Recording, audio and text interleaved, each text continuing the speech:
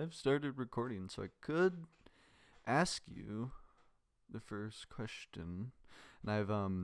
And you actually asked me how I'm doing, and I was wanted to ask you the same, but I wanted to save it because the first question is going to be a tradition.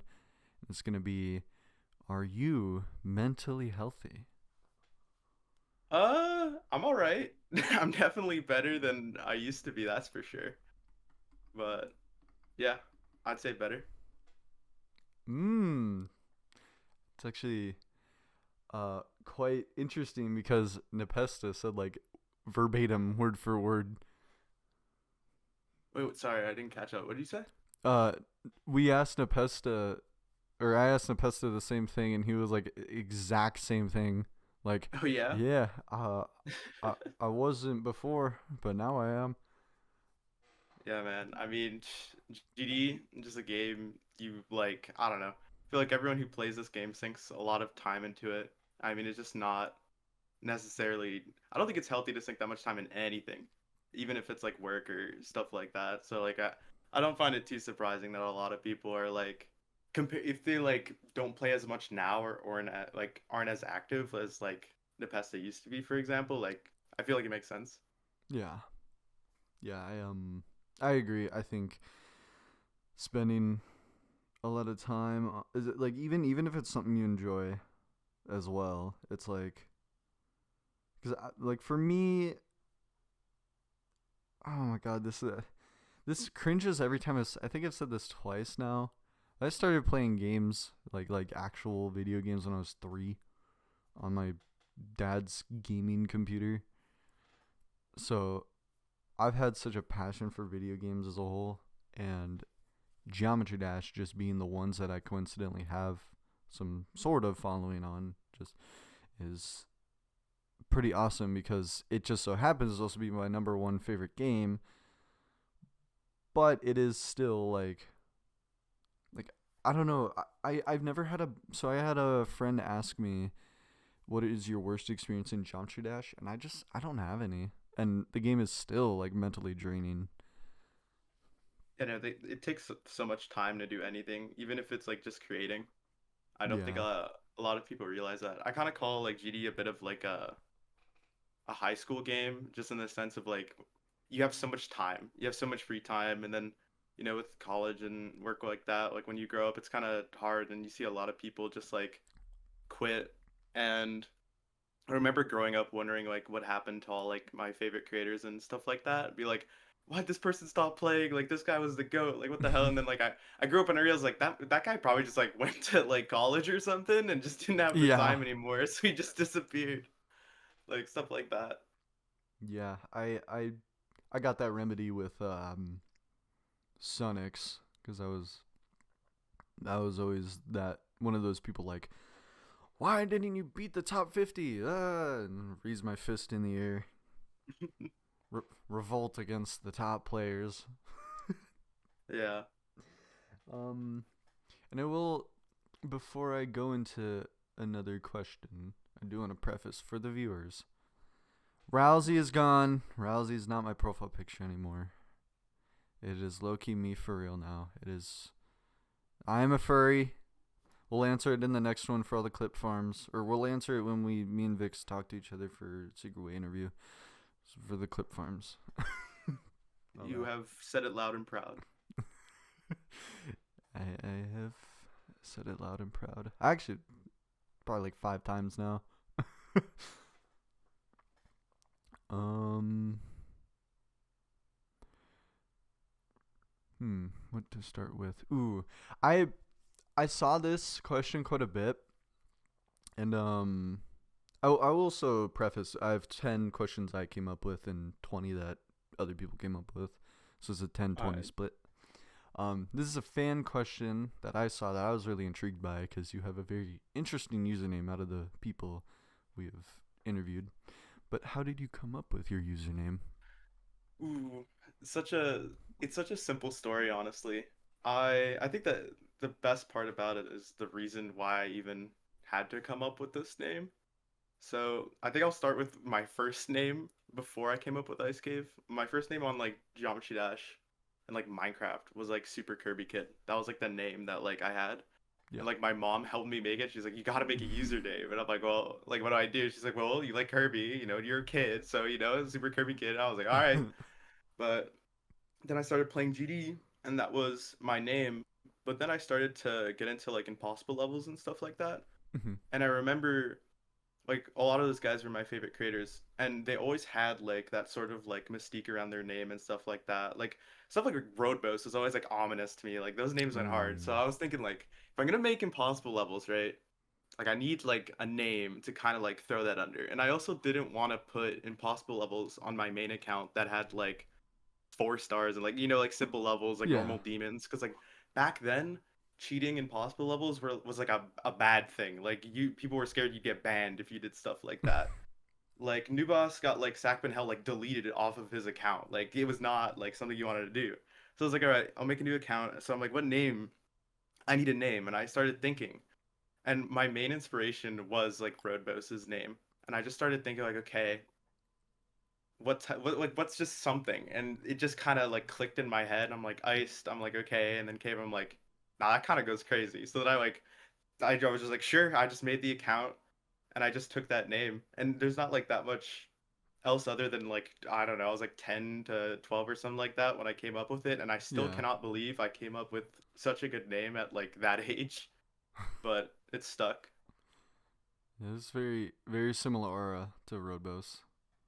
I see it now. It's gotta you gotta have like an aura name if you're gonna make impossible levels and stuff like that. It's just like tradition. You just Yeah. need one. And then have one of the worst names to showcase them. Tosh Deluxe.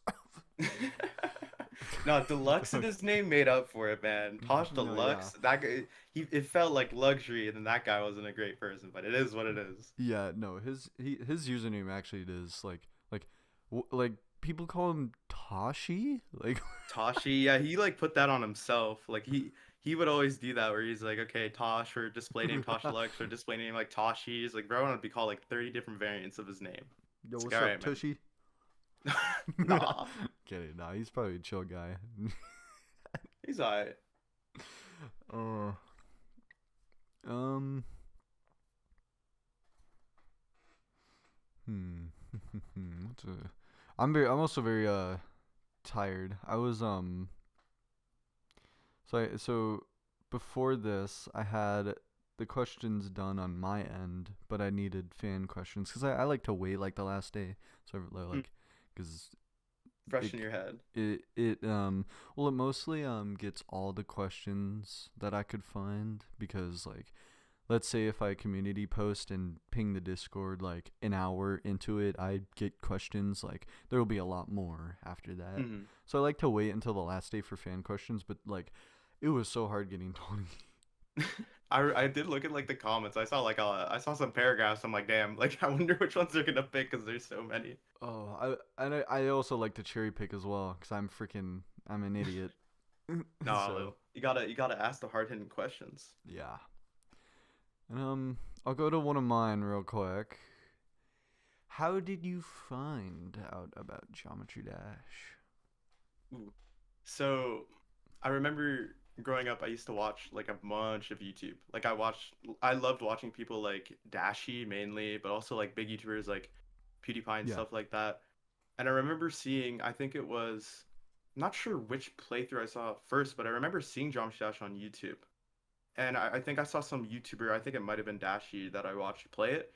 And I'm like, oh, this game's cool. So I started like watching more videos about it. And the channel that really got me like kind of hooked on the idea to like start playing it was I saw Weo like video like of Sochi ski jumper like the worst demon or whatever stuff like that. Mhm. And then I started like watching GD videos.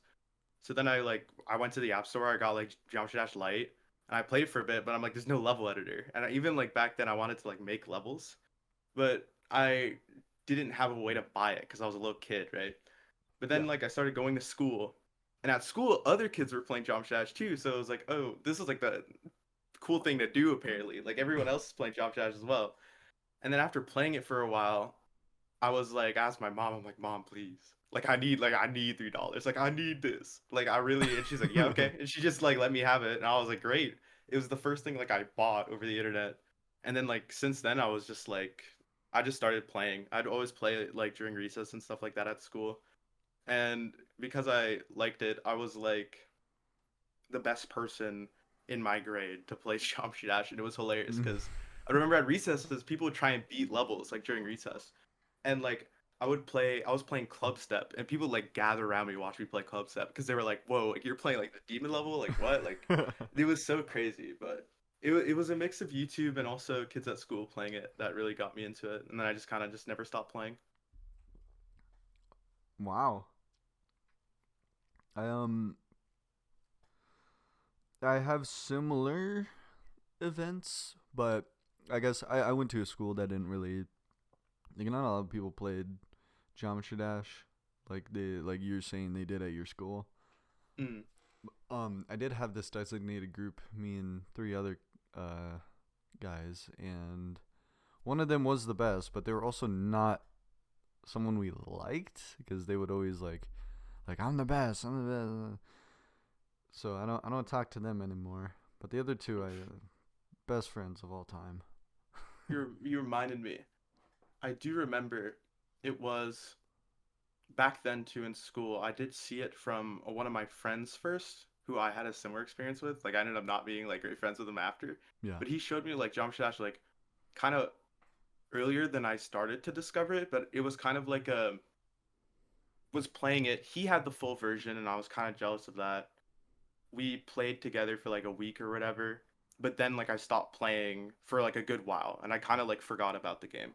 But then I rediscovered it on YouTube, and then that kind of I'm like, okay, I might want to get into this. But it was kind of like little kid me was like, my friend I don't like no more played that game. I don't know, like I was kind of like second guessing it, but I'm glad that I started and like got it for myself because it's this like equivalent of like playing a game at your friend's house instead of like having it yourself. Like there were so many games as a kid that like I played at a friend's house but never Yeah. like owned. Like I never had like an Xbox. I never had like a PlayStation. Like I had a Wii and then I had a Wii U. So like I played like Call of Duty, Black Ops 1 and these games like at friends' houses, but I never like had that experience. It kind of felt like that, but it was like the only game that I'm like, nah, like let me get this myself. And also because it was like $3, so it wasn't like getting a whole console. Yeah. So there was like a lot of little variables now I think about it, but yeah, that's kind of how I got into it. Yeah, I'm pretty sure I same here with like GD kind of being the first game that I uh kind of requested to get purchased from my dad. It's so scary for me to like I don't know why. It's just like putting money on the internet back then was such a like what? Like to me it didn't make sense in my brain. Like you gotta go out and buy things. Put money on the internet? Nah, like that's weird. Yeah, like back then I felt like anything it kind of I kind of always like I don't know if that was just me, but I got kind of scared into thinking every single thing on the internet is like some sort of scam or some sort of virus, like like Hmm. even like the Play Store. Oh yeah, no. I mean back then, man, like the internet was the wild wild west. Like I even remember I had access to like my family had like a family computer and me and my brother would play on it. But like they kind of like let me just like use the internet and I'm so surprised that like I never got any sort of virus or anything. I just played like flash games. But like I Hmm. could have just like went somewhere weird and got some sort of virus and like brick that computer like so easily. Like I don't know. I stayed in my lane really well, and I remember even when I was asking my mom like about like, oh, let me buy this. Like I came up to her, I'm like, I started explaining what it was because like I'm spending money on it, right? I'm like, Yeah. well, I really like this game. I've been playing it for a month. Like I really want to make levels, and you could only make levels if you could buy it. Like I was really trying to sell it, and she was like, yeah, sure. She didn't really care. It was a big deal to me. Yeah, I am. I just got lucky that I didn't get a birthday gift that year, the same year. So, but I like this question. If you could change one thing about GD history, what would it be and why? How GD history? Wait, no, that's a crazy question to ask someone like me. Anything. Ooh, anything? Anything. Oh One God. anything. Okay, I'm a straight up just say anything I say is gonna be like incorrect because like there's just so many things that you can change. Jeez. One thing that I changed about all of Jamshid's history. Oh God. To be honest, my first instinct is to say, funny enough, that like SpaceUK got caught immediately, Yeah. but also like low-key conflict of interest that ended up happening with Slaughterhouse. Like I would have like I the history of that level would be completely different. But I feel like that would be a good answer. But that's kind of difficult for me to say. I think I'm gonna try and stick with a historical thing. I wish. Oh, I think this is easy. You know what? You know what? Yeah, sure. Call it like might be a bit of a throw to this answer, but I wish that Rob Top had like not messed up physics throughout the game's lifespan. I think that's like a bit of a general Mm. answer, but I really wish he just didn't mess with the base of the game over and over and over again, like throughout its whole history. Like not just like 2.2, 2.2 obviously a big one, but I mean just like Yeah. over the span of the game's history to just like have it have been the way that it was, period, and just had it been that way. Because that I feel like has affected me a lot, but also a lot of the people that like I make hard levels, I make impossible levels. The limits of the game have been like the biggest thing and the biggest selling point of Jamshash to me. Like I always love the idea of like, the impossible game. Like Jamshash is hard. That's the whole thing. Like Yeah. what's the hardest level? And that sort of falls in that realm of what's possible, what's not, who gets like fucked over pretty much by physics. Like I get fucked over by physics, top players do, like stuff like that. Even like I still remember stuff like Red World. He just decided, I guess it's not physics related, but it's kind of in the same line of thinking with Rob just kind of changing things. Like that one decoration block that made the level impossible was like a physical block. He just changed it. I just kind of wish Rob Top overall was just like a more consistent person. But I'm not trying to hate on Rob Top because I'm very thankful for that man. Without him, there would be no game. And that man can get up at any time of the day and decide to never work on this game ever again because he's like a man's like a millionaire, has a family. Like that man has everything. So he There's works on this game and the for the love of the game. But I do wish he was just more consistent. I think that would have done a lot for everyone. And I think it's better to do that general answer than like one specific like history piece because I like the game's history. Like yeah. I thought like what if Mifui verified Sonic Wave? Like that would have Hmm. been really cool. But it's also like then how much would it change? And like would it be better? Would it be worse? Like it would be interesting, but like I kind of like how things played out with this game. There's so many stories and stuff like that. I don't think I would try and tamper with that. I like how things are or have Uh, played out. honestly, yeah, I'm not gonna lie, that's not an answer I would have expected, but it is an answer I definitely do respect because like I feel like anybody else asking you that question would have thought about instantly something related to Space UK. But Oh wait, it was the first thought. It was the yeah, first thought. It's yeah, tough. It's tough to say. I know there will probably be questions about him later, but I guess I'll save some history stuff behind him till then. But I thought of it instantly, but also like we're fine now. Like a lot of things yeah, happened. I know people like Doggie didn't get like the spotlight that they deserved. Other players didn't get like he did rob so many people and it was such a big like part of the game's history. But now that it's sort of passed and washed over and we're in a completely new era of the game where it kind of feels like the past and like we've all moved on from it, I kind of find it difficult to specifically pick that. I feel like if it was more recent, I would instantly be like that, even with the conflict of interest with me. But I feel like the general thing would have just been better for the entirety of the game. I don't think there would be so much drama around mods and this, that, and whatever if it would have just Rob would have been just consistent yeah, and communicated stuff like that. yeah. I mean, I couldn't agree more. I think I would also, I don't know, because you brought up like what if Mifui verified Sonic Wave. I do still think I would pick like a major event like that because at the end of the day, I feel like if RobTop was a better GD creator or Jesus Christ, game developer, Developer. yeah, um, game developers the same uh initials as Yeah, yeah, yeah. Geometry Dash, huh? Oh. I didn't even know that, but uh, I feel like RobTop like putting more time into this game, in my personal opinion, would probably halter our like mod making community, because I know there's a huge mod making community, and I feel like if RobTop was more malleable with the community, I feel like there wouldn't be so many people like making stuff like Geode and Oh no, I like mean, CBF. I wouldn't want that. I mean more like physics related. I guess I'll explain more my thought process because a good example is like Silent Club Step, right? That level, Yeah. for those unaware, got so destroyed by every update that came out after it.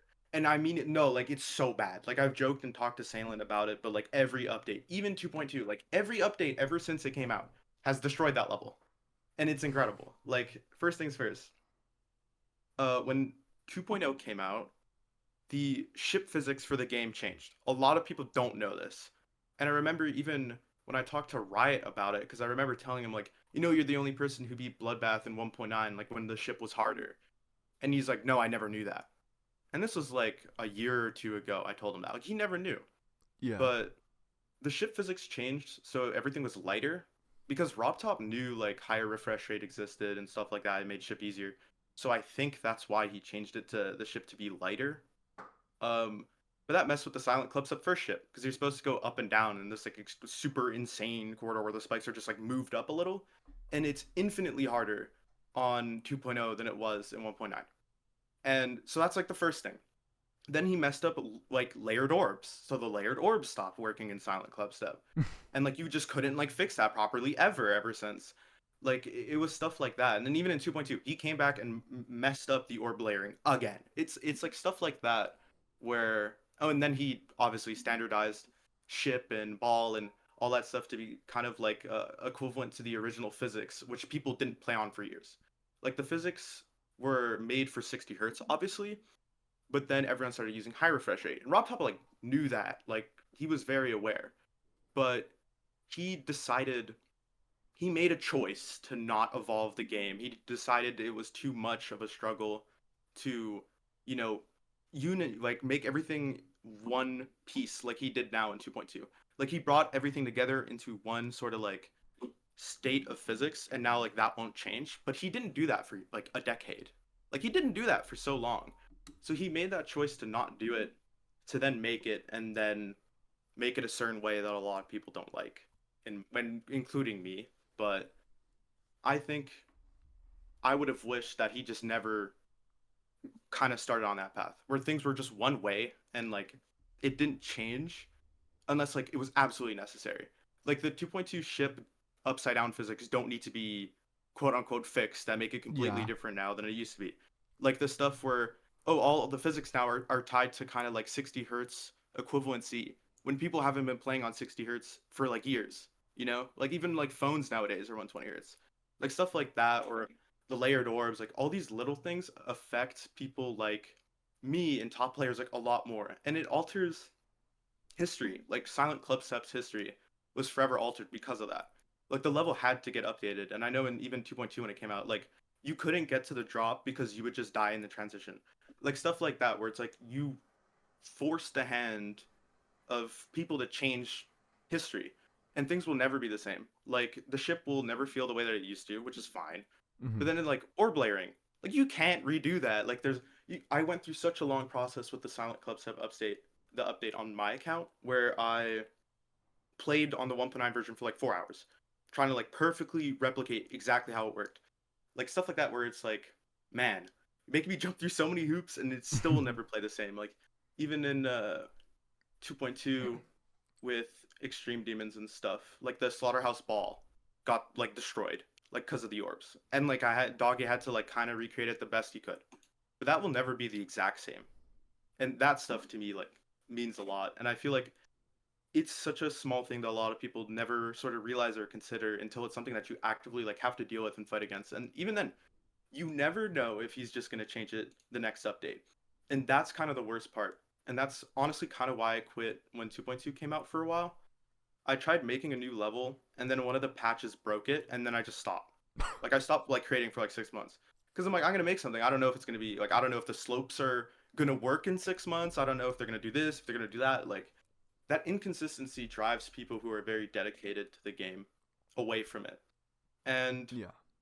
not to sound like, oh, you know, everything has to stay the same forever and there can't be change, but it's like you got to be very careful in a game like this, where like individual frames matter, stuff like that. Like very the smallest difference does so much. Like the slopes, like when the slopes came out in 2.2, I'm like he really just messed up all the slopes and like you can't play like basic levels anymore.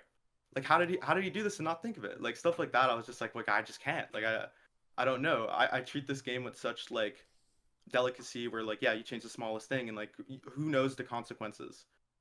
And then Rob has kind of treated it through history with like whatever, like throw shit at the fan, see what happens, and kind of has left the community to like pick up the pieces with mods or like with their own fixes. And then another update comes out and those fixes don't work anymore. It's like stuff like that I feel like drives the dedicated player or creator kind of crazy in a way that I wish just didn't exist because I think it's affected me a lot, especially with 2.2 and stuff. But I think that's why I say that because even with like the history things, if Mafili beat Sonic Wave, it's like that would have been awesome.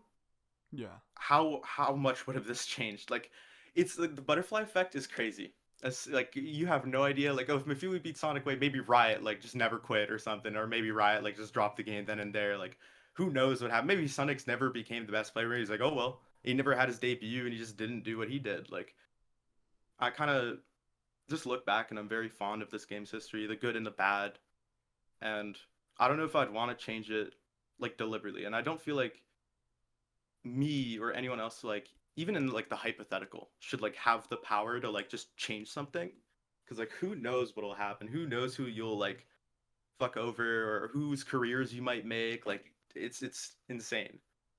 But I guess it's kind of like old gen thinking because like I've been around for so much it kind of like feels like oh god you touch one thing everything goes wrong. Like I don't want to do that. No, I I hope get that that. like gives more context. No, I definitely get that. I do understand what you mean now, and I think I agree. The most sensitive, at least one of the most sensitive things in this game that, like you said, any minuscule detail that's changed about it, being the physics, will just completely and entirely change how the game works as a whole. And Hmm. I like I'm also old gen, but I also firmly believe that 2.1 physics should have like it could have very well stayed 2.1 physics 2.1 physics because we got used to that, and GD kind of got more popular after 2.1 came out, and A there lot wasn't more. yeah, and there wasn't a whole lot of like physics complaints when 2.1 came out. Like everyone kind of seemed to admire the update. You know, Mega Hack was growing up at the time, and like we were kind of distracted of all these other things to be focused on the physics. And I don't know, I just feel like it never needed to be changed. I mean, maybe I don't know if like 2.1 physics would have made the swing act all weird. That I mean, that probably could have been something to do with it because I know adding a new game mode is also like depending on the physics, it'll like it'll depend on how it'll react to Mm. the game. And I I'll know, say like with 2.1, and I won't drone on about physics forever, I promise, but with 2. There definitely had to be a change because I was like I really came to understand everything that affected things. Like 2.1 did have issues, mainly with like higher frame rates. yeah, Like if you went above like 600, the game would like speed portals would have different speeds. Like it would be slightly faster, slightly slower, and now you're like actually starting to like break the game. So it definitely needed to be like standardized. And it's just the way that he did it was like in the worst way humanly possible. Like he couldn't have done it worse. And I don't really think it's his fault because he tried to. It mainly had to do with platformer. A lot of the physics had to change, and he had to like take out the whole base of the game. He had to rewrite everything because of platformer. Because 2.1 worked one way and 2.2 worked a different way, and he needed it to work for platformer. But I just wish he like separated the two because like platformer physics don't need to affect the normal game physics, in a lot of Yeah. like interactions. But they did. And that's why things are the way they are. But things definitely had to change. I just wish he like, I don't know, had like a little Tweety bird up in his ear telling him like, "Hey man, don't do that. There's great consequences for this." Like something like that, but like I don't know. It never happened, but I'm sure things will get better. I know that this game will prosper no matter what because like we all love this game Hmm. and I think it's here to stay for a long time, even if it's can be in better states or worse states. Like time will tell. I don't think this game's gonna die. I agree. I think I think it's got another at least. I think it'll have the same amount of time that it's been a game since its birth back in August of 2013. I think that same amount of time it'll have the same longevity, like another 12, 13 Mhm. years. I think this game's got a good 40 years on its lifespan. I mean, I hope so. I don't want this game to go away. Me neither. It would be And sad. by the time I feel like if it's gonna be 40 years old and still alive, I feel like by the time I'm not gonna be able to play this game anymore. Yeah, no, this game's hard to play when you're getting older, man. Yeah. And I guess relatable question to this. Uh what do you think the human limit will be? I think that's an easy one.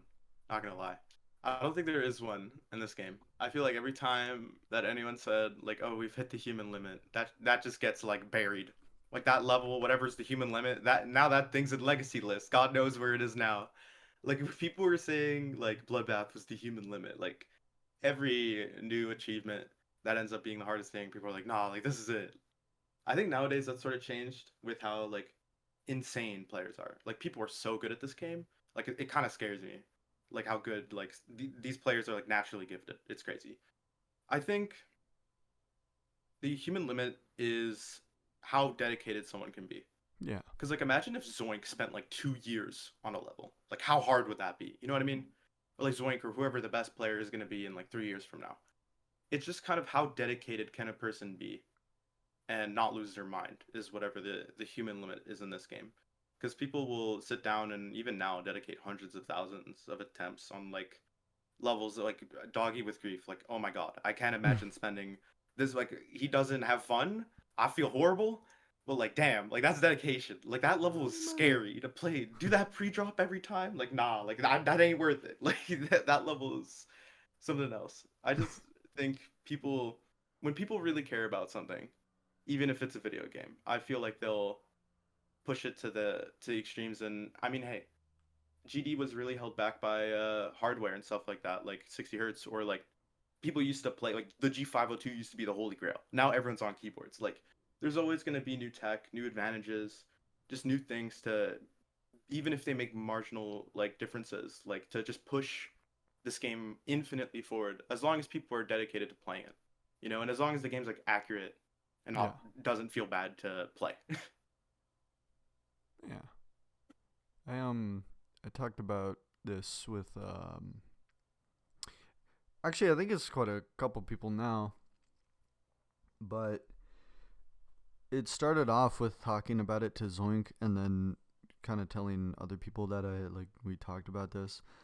The human limit is basically just going to be like how long can you be lucky for? Like how long can you do the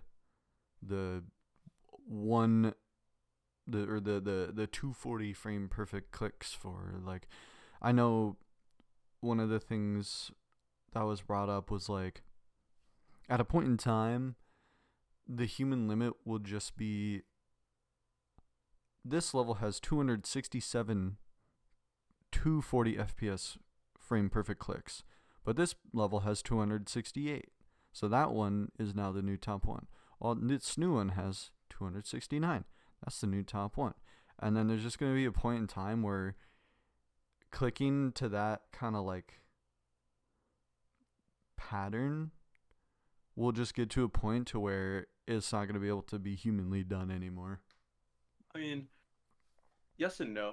I feel like a big misconception with difficulty at the moment kind of has to stem with that, with accuracy, and like how hard can you make a click be? And I Yeah. think that sort of stemmed from levels being shorter, and like yeah, I remember levels like Colorado, like it's like a minute long, but like every click is like the worst thing ever, especially like back then on 144 hertz. Like Yeah. I was like terrified that that level even existed, and people have just pushed that over and over again. And I think the challenge list is the biggest like example of that, of like how long can you just re-roll until like you get it. But I think now, especially modern day, the community has opted to go with length, levels being longer. Like there's levels like Flame Wall, Grief, like projects are actively starting to get longer mainly because of that. Like you can make every click in a 1 minute level the hardest thing ever. But Yeah. not only will that not be fun to play, but also like, is that even doable? Like you're just kind of, no matter how good you are, you're gonna be rolling a dice with these timings, unless you're like a savant or something. But like I can see a future where every like new level in the top 10 is an hour long. Like even if this is like in 20 years or something like that, something ridiculous. Like I feel like people will always push length over stuff like that because yeah, no, humans are we're never perfect, you know? Like we can't do the perfect timing on loop like for an hour. Like we can't do that. Yeah. But we can push consistency. But there's always gonna be a luck factor. Jump dash always anything. If it's like sports or games, your performance, you could have a good day, you could have a bad day. You can get lucky, you can get unlucky. Like it happens, you know. I don't think that'll be a huge roadblock. It's kind of just where the players want to take it. You know, like they have that choice, like the creators and the players. Like if creators want to make an hour long level that's impossible, go for it. Or if they want to make a 30-second level where like everything's like a micro 1,000 frame FPS, like, frame perfect, like go for it. Like depends where they're gonna take it, but regardless, someone's gonna prosper. I think. At least that's what I want to happen. I just hope like that's why I like levels like Tidal Wave. Like I can't really like I try to play that level and it's like it's so much more feasible to me than the rest of the top 5. Except every end is a pretty cool Mm, exception.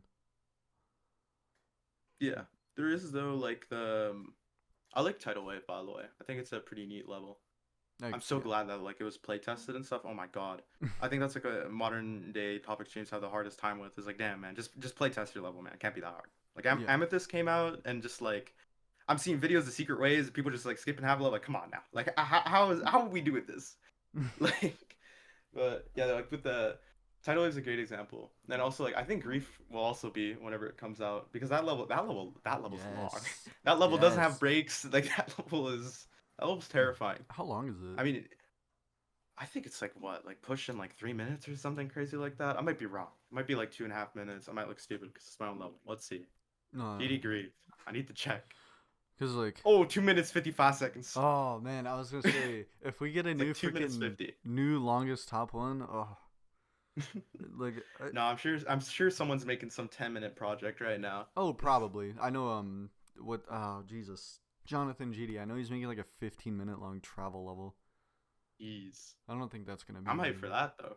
yeah. I'm so excited about the actual like projects. Like ever since starting the Secret Way channel, I've kind of realized like GD is so much more about like there's so much about this game and about this community than just the pointer crate list, just star grinding, just create like oh it's amazing. There's so much. There's so many subsections to this game. Yeah. Like it's crazy, but the only thing I kind of dislike about it is that they don't all get along, which kind of sucks because we all play the same game. Like I'll see like star grinders fighting with top players or stuff. It's like, bro, like we're all playing the same game, man. Like it doesn't really matter. Like Right? we all like our own things in this game. Like there doesn't. I think this is the biggest thing. I think a lot of people who play this game think that there's some sort of inner conflict between these sub communities, and there just straight up isn't. Like I personally, I used to star grind when I was younger, but like I kind of grew out of that. I stopped star grinding, right? Yeah. I have no problems with like if you start grind and have fun, good for you. The whole point of the video games to have fun. Like it ain't for me, but like I got no reason to beef with nobody. Like Yeah. if it's top players or people who like I don't know, solely just creating, just whatever you end up like you like to do in this. Like I don't like platformer that much in this game. If you love platformer, that's great. Like I got no problem with that. I just feel like a lot of people make up that like there's some sort of like overlap. There needs to be a fight, and yeah, a lot of it has to do, funny enough, with yeah the physics. Like the CBF controversy, it's like man, we got people who are star grinding talking about like nah, like that's cheating. It's like this don't really apply to you, or it's like this doesn't affect you. Like stuff like that like positively impacts the whole game. If it's something like CBF or just like other mods, like general improvements to Jump Dash, I feel like have been held back by these different sub communities that feel like it affects them, but like it doesn't. Like if CBF came out to the game, that ain't going to affect the average player who's playing on their phone, who doesn't really care. Like they either won't be using it or they won't feel a difference. Like it doesn't change anything. But people think it does, or they feel like, well, I don't like this side of the community, so like I'm gonna say no. Like sort of that, like sort of infighting this community's always had. I feel like just like so unnecessary. Like Yeah. live and let live, man. Like we all play the same game. Whatever brings you joy, man, just do it. Like Mhm. you shouldn't have problems. Like I don't got problems with people who make 4 stars. I kind of only make demons. Like it is what it is. Like just enjoy it. I couldn't agree more. I just like none of this matters. I mean, on the off chance, like I do want to be a top player. It would be awesome, but it's A, highly unlikely, and B, I already have a lot of fun with this game. Like, and Yeah. I don't try to implement drama into any of it. Like, it just, I will say some of it does just kind of happen. Like, I mean, we make GD content. Obviously, you and I probably know some things that a lot of people don't. That just happens. Hmm. And like, I don't subscribe myself to drama at all ever, and I try my hardest not to. And I think when it like you said, like CBF, how the star grinding community is complaining about it, like I will never ever complain about something that doesn't apply to me. Like the only way I could do something like that is like if GD Awards gets a new like section of like the best GD Shorts channel and we get nominated and we somehow lose because I can't really name anyone else that does better shorts than Secret Way because it's all the same. Hmm. I mean, short form, short form something, man. It is something. And great pan into a question that I like to ask everybody. You can break my heart. You can you can tear out my soul and make me cry. But what is your brutally honest opinion on Secret Way?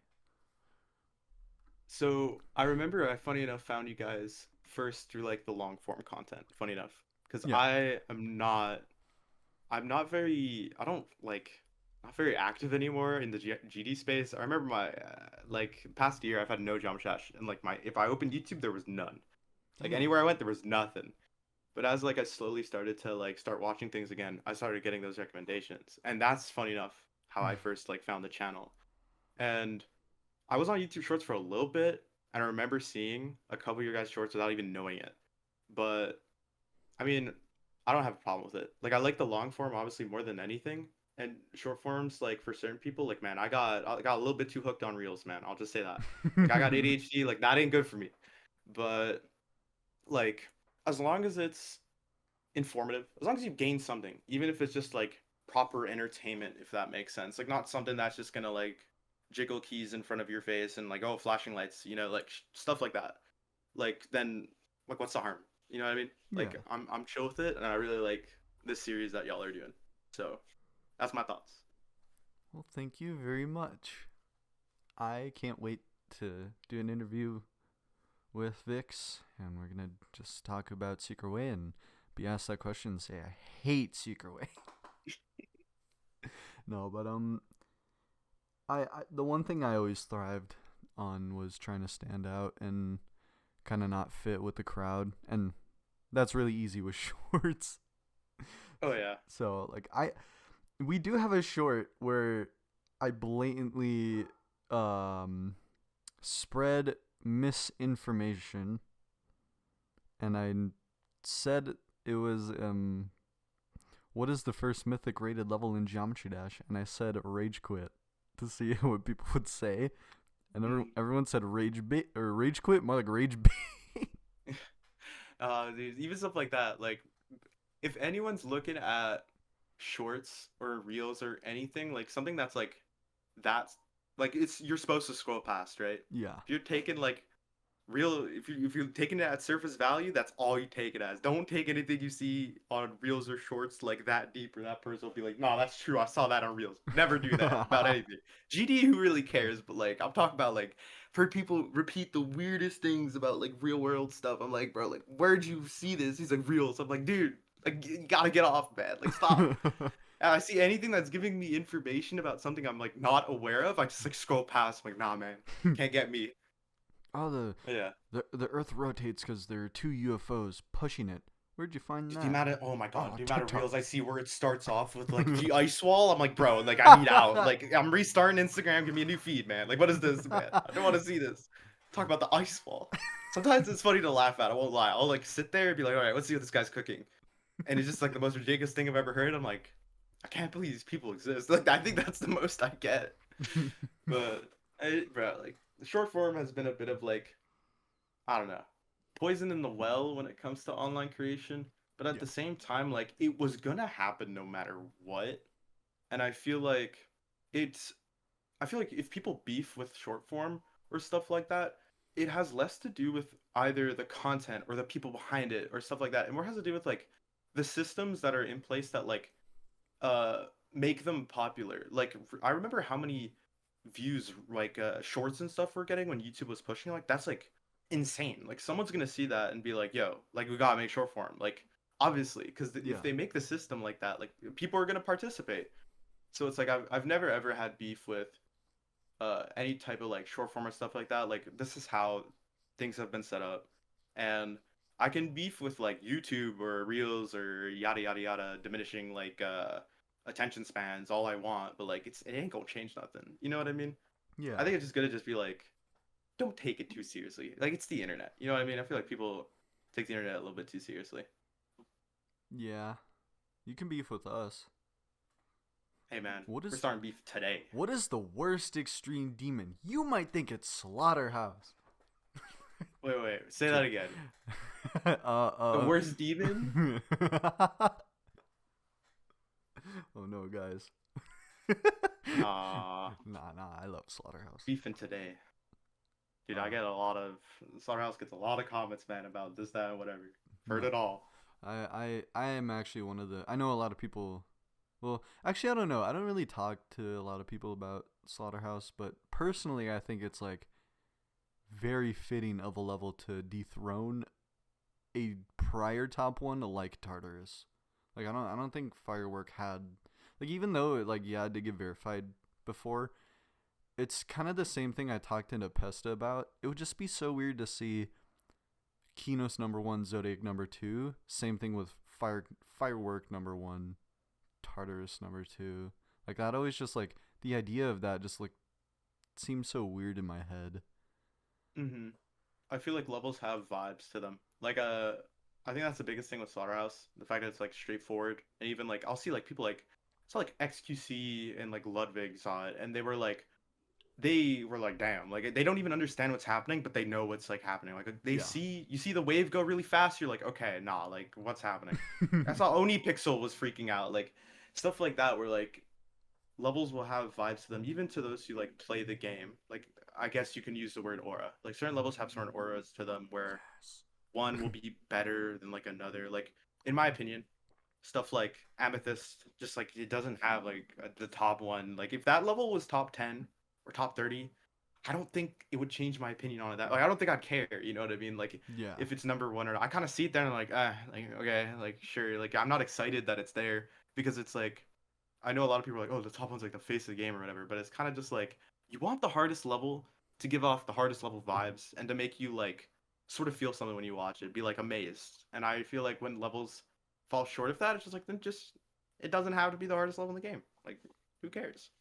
Like if it's top 3, like awesome. I think I'd enjoy levels more that try not to do that because I think top demons are like kind of grandiose in it of themselves because like they have to be. So when levels just like aren't, it's just like why'd you make it like why'd you make it this hard for like no reason? It's like it doesn't feel fitting if that makes sense. I felt like Slaughterhouse was very fitting to be as hard as it was. I mean, it Yeah. was supposed to be impossible at first, so I feel like it makes sense. Yeah, and I feel like I agree with that. I think a lot of people agree with that. I think grief. Uh, I don't know if it'll get rated. Yeah, I don't expect it to. I don't expect I'll it to say be.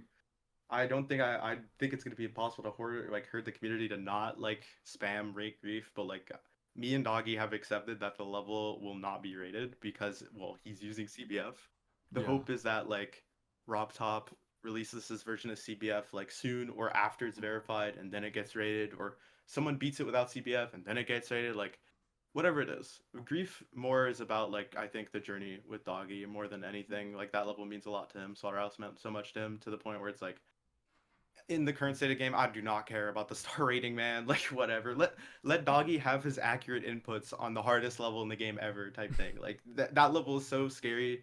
I could not imagine forcing him to be like, don't use CVF.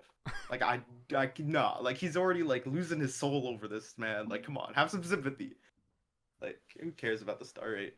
It would be cool Yeah. to see it at number one, even if it isn't. It's in the same way. Like I'll look at Amethyst. I don't even know if Think Space 2 is harder, but I kind of just see Amethyst up there, and I'm like, I don't really think it's even the top one. I don't know. Maybe Think Space 2 is harder, and I feel like it'd be the same thing if whatever level's number one when Grief comes out. Like everyone would be like, well, Grief's the hardest level, like stuff like that. In Yeah. people's hearts, it'll be the top one no matter what. Yeah. I don't like. I saw a list. Like, what would be the top 50 in I think it was like 2027, and grief was just number one. Like I think I people. don't think I don't think this could be up there for that long. Yeah, I think people just want it to be top one, and like I get that. I mean, I hope Grief doesn't share a history similar to Slaughterhouse's and ends up being forced at number one just because, like obviously I don't think like, Doggie's different to SpaceUK. SpaceUK Oh yeah, no, he's did it for fame. if Doggie doesn't I care at Doggy all. spent so long if he cheated. I feel like honestly, if anything, he'd rather like completely delete his channel than like hack that level. Like Yeah, straight up. and hmm. Actually, I saw this question. I thought it was really interesting. Would SpaceUK be the verifier of grief if he was legit? No. No. Mm. I remember seeing the Doggy interview and him being asked about grief and whatever, and something came up about how like Doggy said like yeah, like Space UK was like gonna be the verifier or whatever, or something like that. And then like I picked him instead. Like that happened. And the reason being was cause I didn't like Space cheating and everything gave him this like nonchalant personality, you know, and like I saw him during the verification race of Slaughterhouse, and like I kind of followed his career like a little bit because he was Yeah. like the best player, you know. And to me, he always came off as not caring about Jump Dash. Like I felt like to him, the game didn't mean that much. Where people like Doggy, I felt like the game meant like everything to them, you know. Like they were much. I felt like Doggy was so much more passionate, and I straight up told Space because he asked me like, "Can I verify grief?" And I said like, even if you're the better player than Doggy, which at the time like he was cheating, so yes. Mhm. Um, I said like, I don't think you have like the balls to play a level for a year. Like I straight up am like, I think you don't make progress, significant progress in the first 3 weeks. You're just gonna like stop playing it for 2 months or something like that. Like I didn't want like these huge breaks or like people who were very good but unmotivated playing a level like that because I knew like what that level like could do to somebody. Like that level is like a really brutal experience.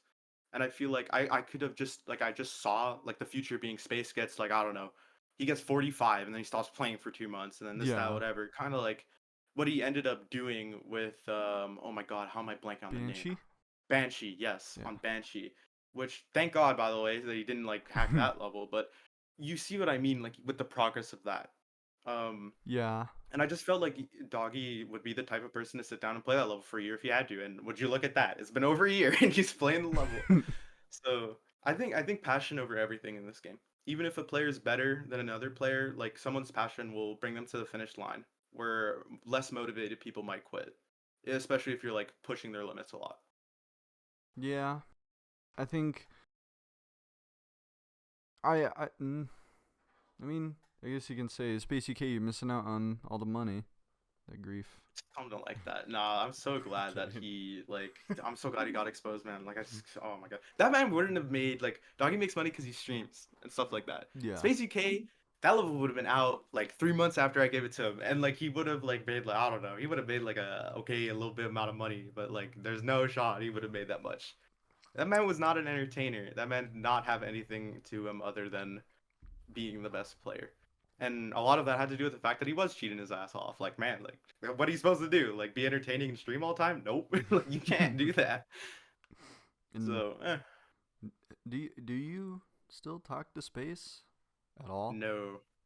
I remember, I know people who talk to him. Like, I still have friends or, like, people I used to talk to who I know. Like, if I reached out to them and said, like, yo, I want to talk to Space, I'd probably be able to get a hold of them one way or another. But Mm-hmm. I actually wanted to talk to him after he got exposed because, like, he was in the Slaughterhouse verification like race server, and he was also like I invited him to my own personal server, right? And like when he got exposed, everyone was tagging him and stuff like that, and like he just straight up like he left, he unfriended everyone, he deleted his Discord, like, but like I wanted to like sit down and kind of have a combo with him about it, but I remember like he ended up explaining himself in his Twitter post and whatever, but like me and Space were never really that close.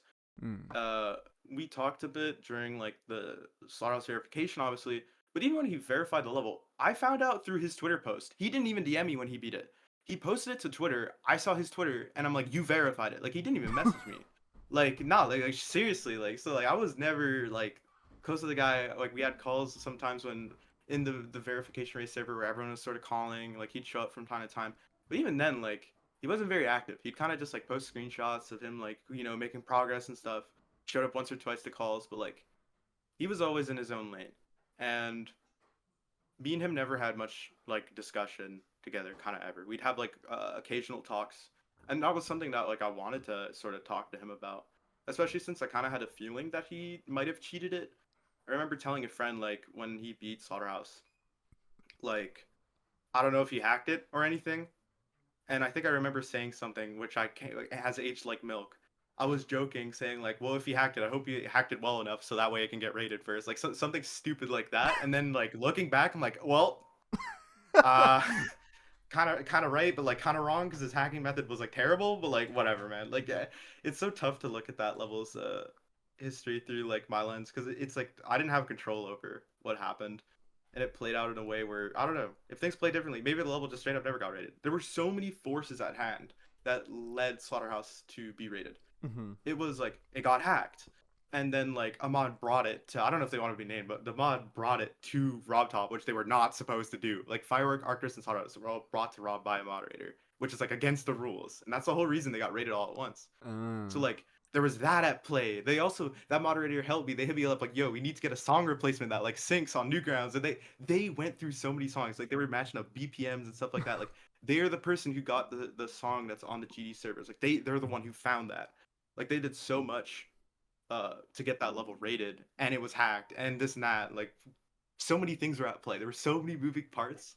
To like I feel like yeah, like the smallest thing, all of that falls apart. And I feel like even though it's my level, I feel like the level means a lot to like the community, especially then. Like it was kind of like the new age of difficulty, and it marked like a whole shift in Geometry Dash's like difficulty. yeah. So I feel like even regardless of me, if it wasn't my level or my project, like I don't know. I just wish I got to talk to the guy about it, but hey man, it's what it is. He deleted his Discord, he went off the map. GG's. He's doing his thing. Yeah. And the reason why I ask if you still talk to him is uh because we're gonna be it's gonna be, oh, what time is it? It's 4 p.m. So in approximately 10 hours, I'm supposed to be interviewing him Ooh, right back after to the this one, FSD. and I wanted to ask if there was anything that you wanted to tell him. Hmm, that's interesting. Anything I want to tell him. I feel like he knows already the type of things I would say to him. Not even necessarily. I think I hope you die. I did. No, no, no, nothing I'm like kidding. that. I'm Like kidding. I understand the like position that he like kind of put him. He kind of put himself in a corner type thing, and like that does a lot to someone. Like not to obviously I don't want to forgive or whatever. Yeah. I understand. I understand what it's like to kind of like put yourself in like that must have been horrible for his mental. Like that must have been terrible. Like being a fraud like that. Oh Like nah, yeah. that's got to do something to you. 1,000,000%. I mean just on a like person to person human being level, I hope he's well. So tell him I said hi. I hope he's well. Just don't cheat. Obviously, that's kind of it. But like, man, like, I hope he's okay. If Cause you're gonna cheat, take it to Osu or something. anywhere else, man. Get out of Honestly. GD. Bro, I remember seeing someone cheated in Track Mania using like cheat engine. Like, bro, we were doing that like 12 years ago. Like, catch up, y'all. Like, what? Like, nah, that's crazy. Yeah, GD is the most hackable game on the planet. I swear to God, it's just so easy. Yeah, we've done so much. We've It's done like- so much to put like detection rails on that. Like, it's I a know. miracle that space got through. It's a Like- miracle. Like, imagine if someone was able to make their own version of like a Z-bot that was not detectable, and they were the only one with it on their computer, and they managed to make something that could click same frame as the input every single time and have like that sound effect. Like, that would be so hard to detect. I know there's ways, man. There's This definitely community, ways. like with the people who develop tools and find ways to catch out like hack detection methods, like if there's a will, there's a way, man. And I mean, Yeah. hey, if proof standards need to go up, like it is what it is. Like this game, like the competition is so fierce and there's so much dedication behind it. And especially after space, I feel like our community never ever wants to see something like that happen ever again. Yeah.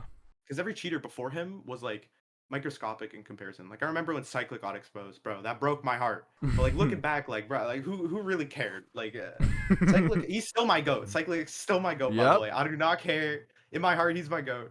Like stuff like that, or like N level. Like oh wow, like Andromeda. the huge effects that they had. Yeah, like looking back, like it's nothing. Yeah. And even like with space, the biggest impact he had was like it messed over other people's like people didn't get the spotlight. Like even like RG, like these people like Oh, did not get no. the attention that they deserved.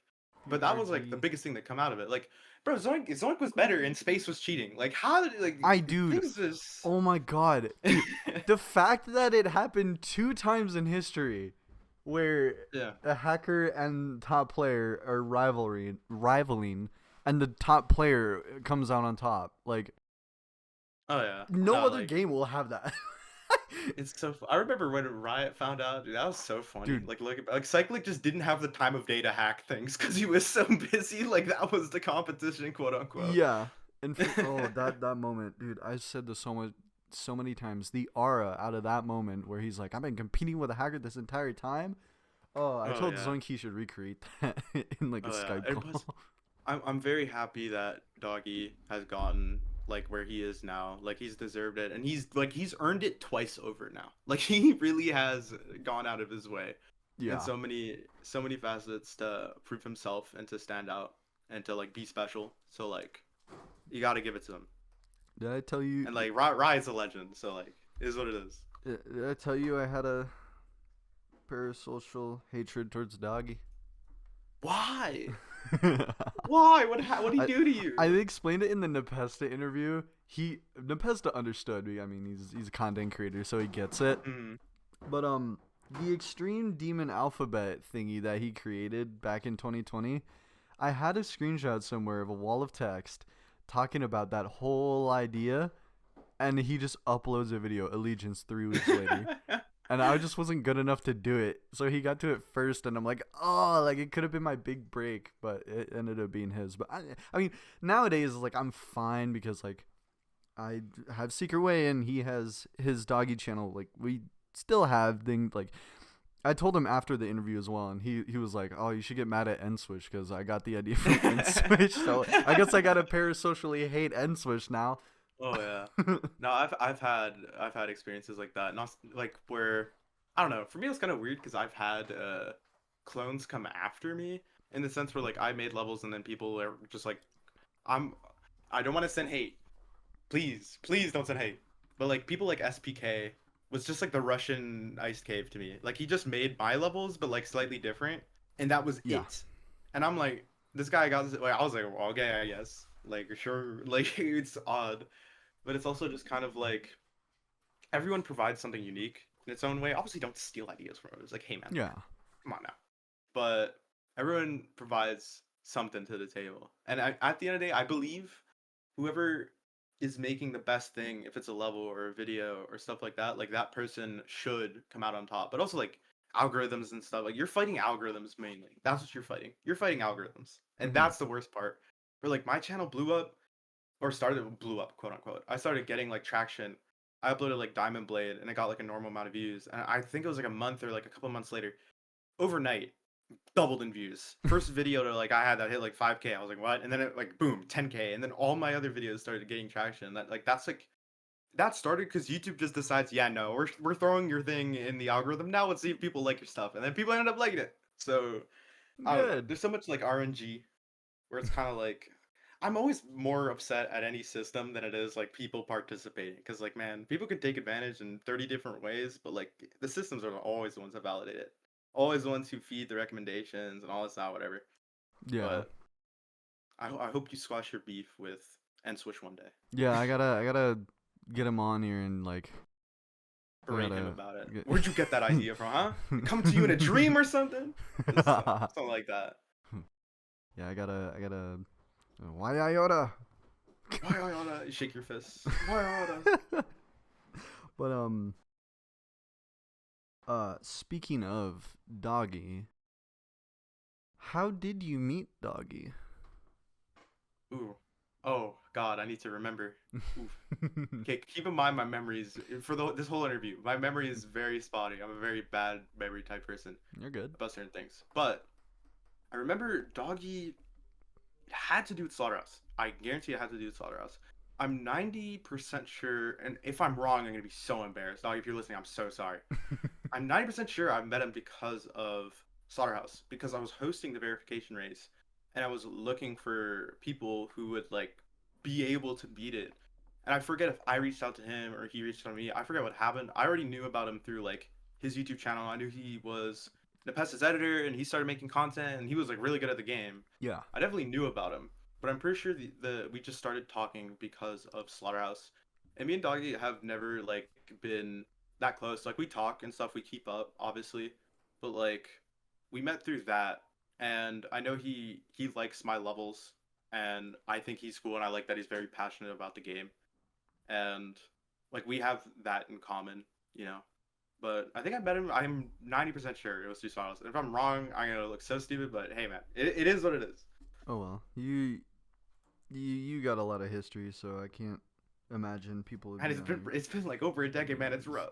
Oh my god. I the fact that like it's so like being a GD info channel, like you have to remember so much, you have to be correct about so much. There's always gonna be someone around the Dude, corner. someone's always gonna be there to correct you about something. Yeah. By the way, it's like that's just how it goes. Mm-hmm. Like I'm so glad though in this community, especially, there's always gonna be some guy that's so passionate about a certain level or a certain thing that like you could hit someone up and they will drop all the lore on Oh planet yeah. Earth to you about it. Yeah. Like I'm like that with certain things too. Like Silent Clips of history, I know everything because like I used to talk to Salem back then, but talk to him now. Like I forget things and I'm like, yo, Salem, like this was like this, right? He's like, yeah. I'm like, all right, thanks. Like stuff like that. There's That always is gonna be cool. somebody who remembers. That is really cool. Um we'll keep on the the the the doggy train. Hmm. Did you have any expectations for Doggy to verify grief any sooner than he's already taking? Uh, I mean, not really. It was odd. So, Grief, admittedly, has had a very rough time when it was like done because it got finished, and when two came out, the physics were all different. The level merge broke. Like Oh we god. spent like a week. Me and the original creators like came back together for like a week. And keep in mind, like everyone who worked on Grief, except for like two people, are like in their 20s and have jobs and lives. So like I had to round up people when they were free, be like, why, like your part is green here, like we gotta fix this, like stupid things that shouldn't have happened, and I Yeah. had to fix the level. I lost motivation, and I kind of went away, and I kind of gave the level to Doggy, knowing that it was up to him to sort of what he wanted to do. Because like I trust Doggy, the level means a lot to him, and I think he knows how much it means to also me, but also the community.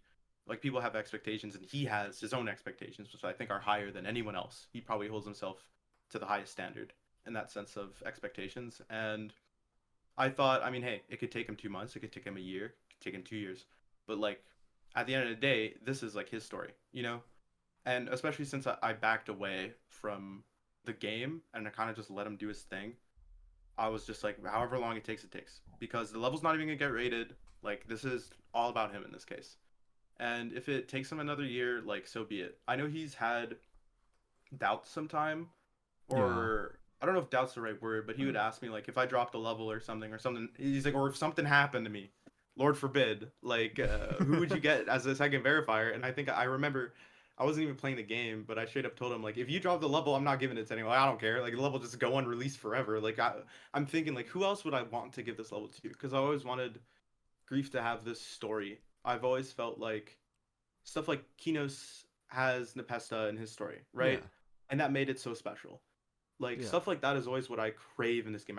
I crave stories. I crave like, and it means a lot to these people. Like I'm sure Kinos means the world to Nepesta in his own way. Oh, Like even 100%. like Vision with Silent Clubstep. Like these people, like these are chapters of their like actual lives. Like these people won't forget it. Like I was best friends. I still am best friends. He's just really busy. But Atomic, I've known Atomic forever. He verified Think Space, and Yes. he never ever like will get over that. He told me like I'm never gonna forget this, and like he's gone through brutal schooling, brutal work, and he's like still not harder than Thinking Space is what he says.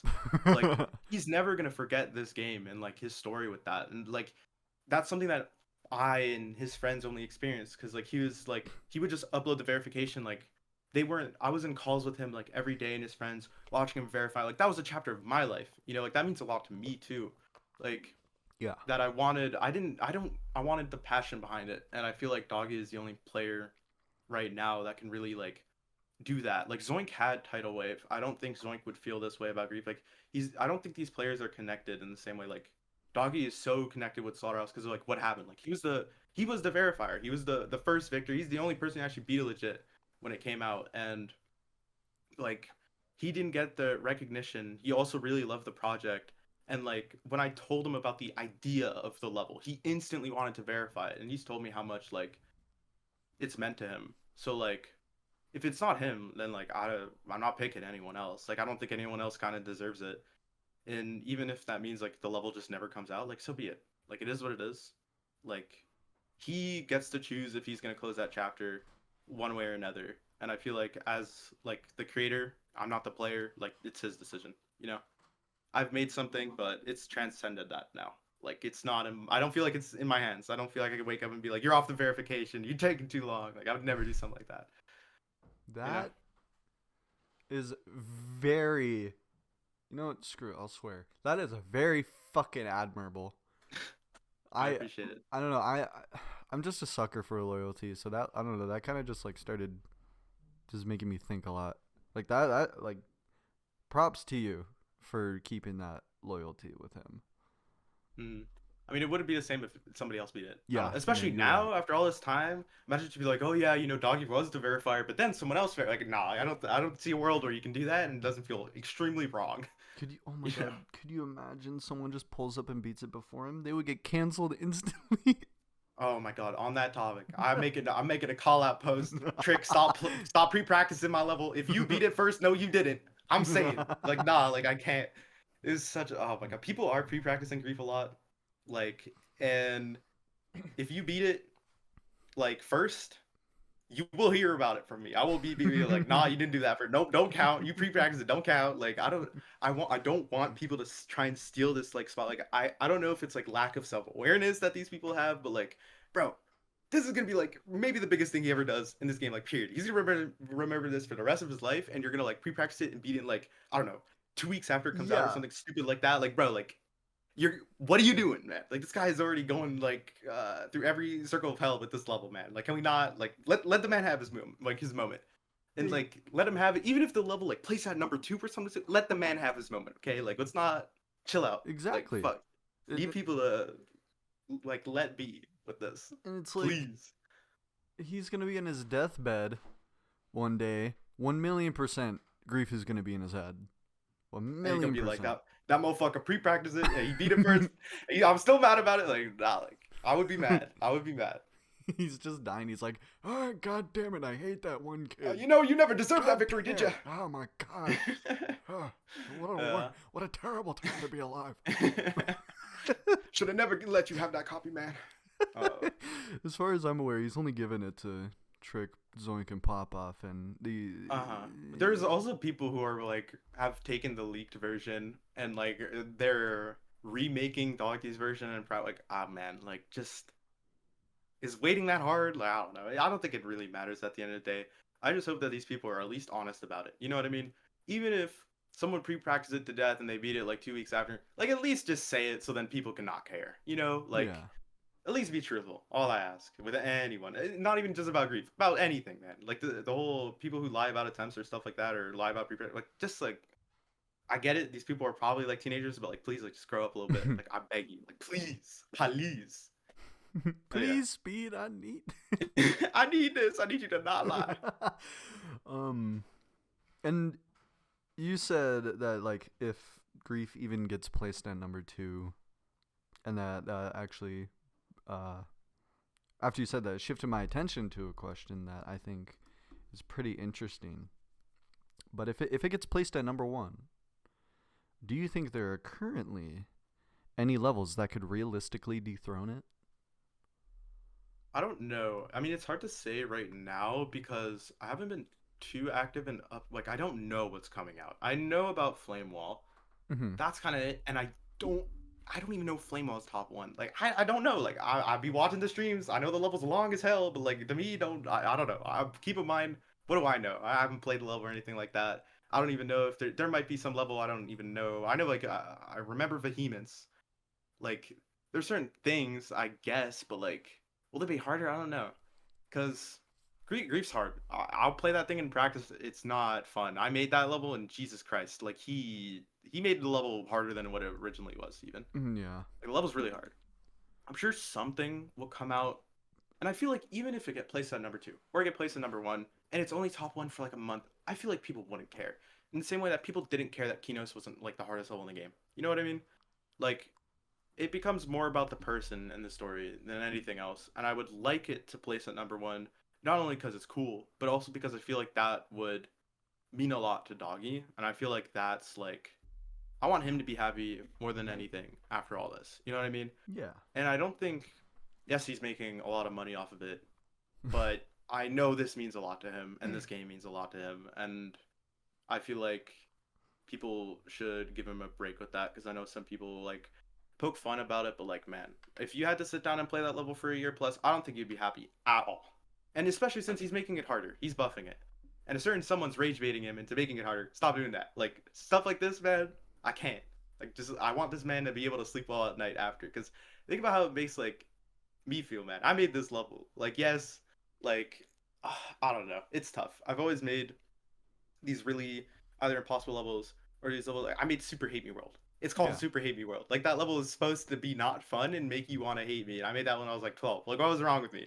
But like now that I'm like grown up and I see like I'm like damn. Like I kind of feel bad. Like, it's something. I just hope that Doggy gets the ending that he wants. If it's top 1 and top 1 for let's say he wants it to be top 1 for a year. I hope it's achieved. Like I don't think it means the world to me in the same way that it means the world to him because it's very much his thing now. um, what are some features you would like to add to the editor if you could? Oh God. Oh no. I'm gonna come off as such an old gen. I can't even imagine what to add. I don't know like how to use the man in 2.1 I didn't know how to use some triggers. Like I don't know how to do a spawn loop. You kidding me? If you open up my levels right now, go to like Capline or whatever, that thing uses like the default 9 circles like color thing. Like I have not evolved. Like period. All my levels use like I learned how to use pulses I think in 2022, 2021. Like it took me forever. And I think with 2.2 it added so much that to me it, like literally shook the cores, like the identity core of this game.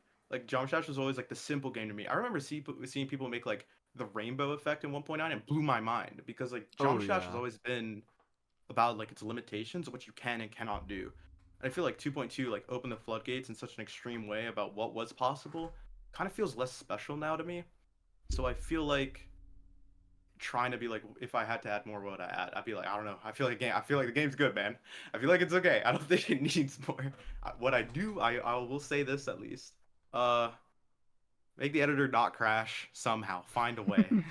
I don't know. But 2.2 has been great for like. I remember opening Grief and trying to hit save was a bit of a struggle. Like 2.1 was really difficult about working on levels with a lot of objects. So I'm glad that's not as bad no more. But I don't know if I'd add anything more to the editor. It is like we have like filters, man. Like what? Man, we have 4 color channels. What do you mean we got filters now? Like I think we good. I think we good. That's fair. Maybe in another 15 years. Maybe. We'll see. We'll see. Dude, oh my god, I'm so it's like when you try to comprehend like the size of the earth and then you try to comprehend the size of the universe.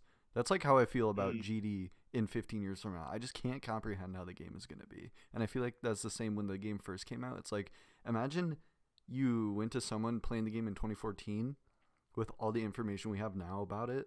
Like they would be I don't freaking know. out. Like that's the thing too. Is like I remember back then being a kid. I remember like when something would blow my mind, I'd be like, "Whoa, like this is so cool." But like the same way that like a 1.9, like Death Moon doesn't like. I can't imagine joining this game now after seeing like some of the insane levels in 2.2 and being like, "Oh my God, like Death Moon, like how'd you do that?" Like Death Moon came out, man. That thing was like a 10 out of 10 cinema like classic instantly best level in the whole update. Like I can't imagine trying to like how else are you going to blow people's minds to the point where it's starting to feel kind of normal. I like to use this example because it was kind of when 2.2 came out. I remember Kaluk's part in Cosmos Unleashed, and I remember saying like, if this came out, if he built this in 2.1, this would have like 5 million views, be the craziest thing ever made in like the game. Like this is like insane. But in 2.2, it's like he cooked that up in like a week, and it's like what? Like these things that were conceived to be like impossible or like pushing the game's limits to like such an extreme, kind of became trivial in 2.2 to the sense where like it's kind of hard to feel like mind blown as someone who's played the game for so long. I'll get like some online friends who like, or even IRLs who don't play the game, and they'll get a reel of like one of these like insane 2.2 levels. They're like, "This is Geometry Dash." Like, I see that this game still does blow people's minds, but I feel like once you're involved, it's kind of harder. It's become harder and harder to blow people's minds. Like in the same way that Kuluk did in like by the end of 2.1, like he was making like, or even like Sputniks, like the things that he was doing. Like, I feel like there's so much to do now that I feel like think about the gap between 2.1 and 2.2. Like I can't Yeah. like yeah, I feel like it's gonna take another 10 years or something like that for us to run like quote unquote run out of things to do because I feel like there will always be something to do in this game. But yeah, I don't know. It's hard to say for me if I had to add more. Not right now. Not right now. Yeah, just let the Let people figure it out. There's yeah. plenty of things for people to do. I mean, people are still overusing camera triggers. I try and play a 4 star, things bouncing around. Like, man, we gotta chill out. Like, it's reminding me of early 2.0 when everything was like a boss fight and everything's moving. the Like, it's like same things will mellow out. the same brick block decoration. Oh my god, yeah, I'm nostalgic over old 2.0. Like when that came out, man, everything felt so special. And looking back, it's like, man, people made this. Like, it's kind of crazy. It's always such a special time when there's a new big update. I feel I'm just kind of sad that like I feel I didn't feel motivated to do anything in the same way, but I feel like also being me, I feel like people expect very big things from me, and I feel like that's kind of stopped me from wanting to do more. You know, it's kind of tough. I will actually tap into that. I feel like I've talked. I mean, your iced cave. Obviously, I've talked about you, and I have talked to some friends about like peaking after grief because like grief is a peak, like 100%. Like Slaughterhouse had room for improvement, but like how are you gonna over like how do I say this? How can it get better than grief? Like grief is a brilliant top one. It's got a great history. I think the stars align so perfectly with the level. Like you made Slaughterhouse, and then the old version of Slaughterhouse, you redid it into a level that's possible for the verifier of the Slaughterhouse in 2021 that you made, and it's Hmm. like there's such a lovely history with it. Such like it's a very inviting history. I will say, like Yeah. grief has a very inviting history, and I love that. And it's like I feel like the community has been able to understand no matter what you do next, it probably isn't going to be better than grief just because like a large part, at least in my opinion, a large part of grief being a great level is the luck factor with the history. Yeah. And that's kind of the thing. It's kind of like why I don't know. I haven't uploaded in almost 2 years, and Hmm. I know I've kind of been gone, like even on like Twitter or stuff like that. Like I don't interact, and I kind of like took a step back, and I feel like that had a lot to do with it. Also, because like again, my waning interest with the update, but it's like grief. It's kind of like the end in a weird way, in the sense that I said like I made the iced cave account to make impossible levels, and one of my first impossible levels was Slaughterhouse, right? And that was like Yeah. the big level I made. Like I made other impossible levels, but Slaughterhouse was the one that became popular. And then I was known as the Slaughterhouse guy. And then, years later, I kind of stopped liking that because I thought the level was pretty bad, and I was doing other things. I'm like, people don't care about the things I'm doing now. They just keep remembering me as the guy who made that one thing. So like, then I remade it in 2021, or not 2021. Well, I started remaking it in like late 2018, 2019. Like the concept of remaking that level into something new had been in my head for so long, and a lot of my friends thought it was a bad idea and stuff like that. But I went through with it, and then later, like even after Slaughterhouse happened, like I kind of felt bad because I kind of felt like I was kicking a kid's sandcastle when I did New Slaughterhouse. Looking back on it, because like I made that old level, man, I was like 11 or 12. Like I was a little kid, and I got so tired of being the Slaughterhouse guy and feeling like I couldn't be more than what I was when I was like literally a child, you know?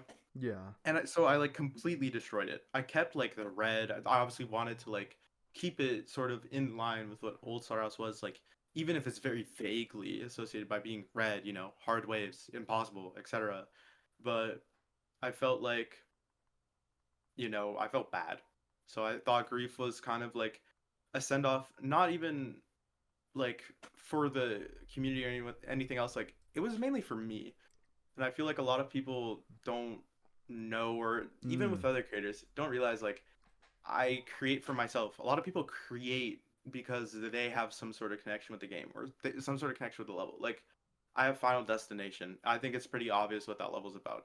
People don't know that like Hypnosis has a bunch of lore behind like why I even made that level. Like there's so many things that like this game's very rooted in like my personal life, and I feel like Grief quite literally is like in October. It's gonna be Old Slaughterhouse is gonna be like 10 years old in October. Like it's gonna Yeah. be a decade, and I've been playing this game for that long. So to me, it's like it quite literally is an ending to, I guess, Iced Cave, quote unquote. Not to say that I'm quitting or anything like that, because I'm not going to. I always love this game, but I don't think I can do more than it. I think I could make another hard level. I don't think I ever want to make another top one ever again, but I'll probably Yeah. make impossible levels and stuff like that. But I don't think I can eclipse grief. I don't think I want to. I don't think I want to. Like, how can I outdo what I've been basically like? Everything I've done has led up for over a decade has led up to this. Like it's kind of hard to do that. And I feel like a part of the reason I even still play this game now is because of the old level. And like if the old level didn't exist, I don't know if I would have cared or kept playing. I like got a lot of inspiration and motivation from like when the Tosh Deluxe video did well. Yeah. Andromeda uploaded Slaughterhouse, and I loved like Andromeda. Like to me, I felt like I kind of made it, and I kept playing. If that never happened, would I have like done what I've done? Like Slaughterhouse wouldn't exist, and I feel like I'm kind of like putting an end. Like this grief is kind of like where it ends, and that's kind of why the level is like called what it's called, is because I've been through like the stages of it throughout these 10 years Yeah. with just about my relationship with the level and like what it's meant to me. Um, and I'm sure now Doggie's going through that. My bad, but I don't think I want to eclipse it, but who knows? Maybe one day I try and make a sequel to the 2.1 version of Slaughterhouse, but even then, you know how like deathly scared I'd be of doing something like that? Like I feel very nervous about doing anything. I've made like a couple levels that are like layouts, or I've made like a layouts and stuff like that since 2.2 is released, but like I show a couple friends.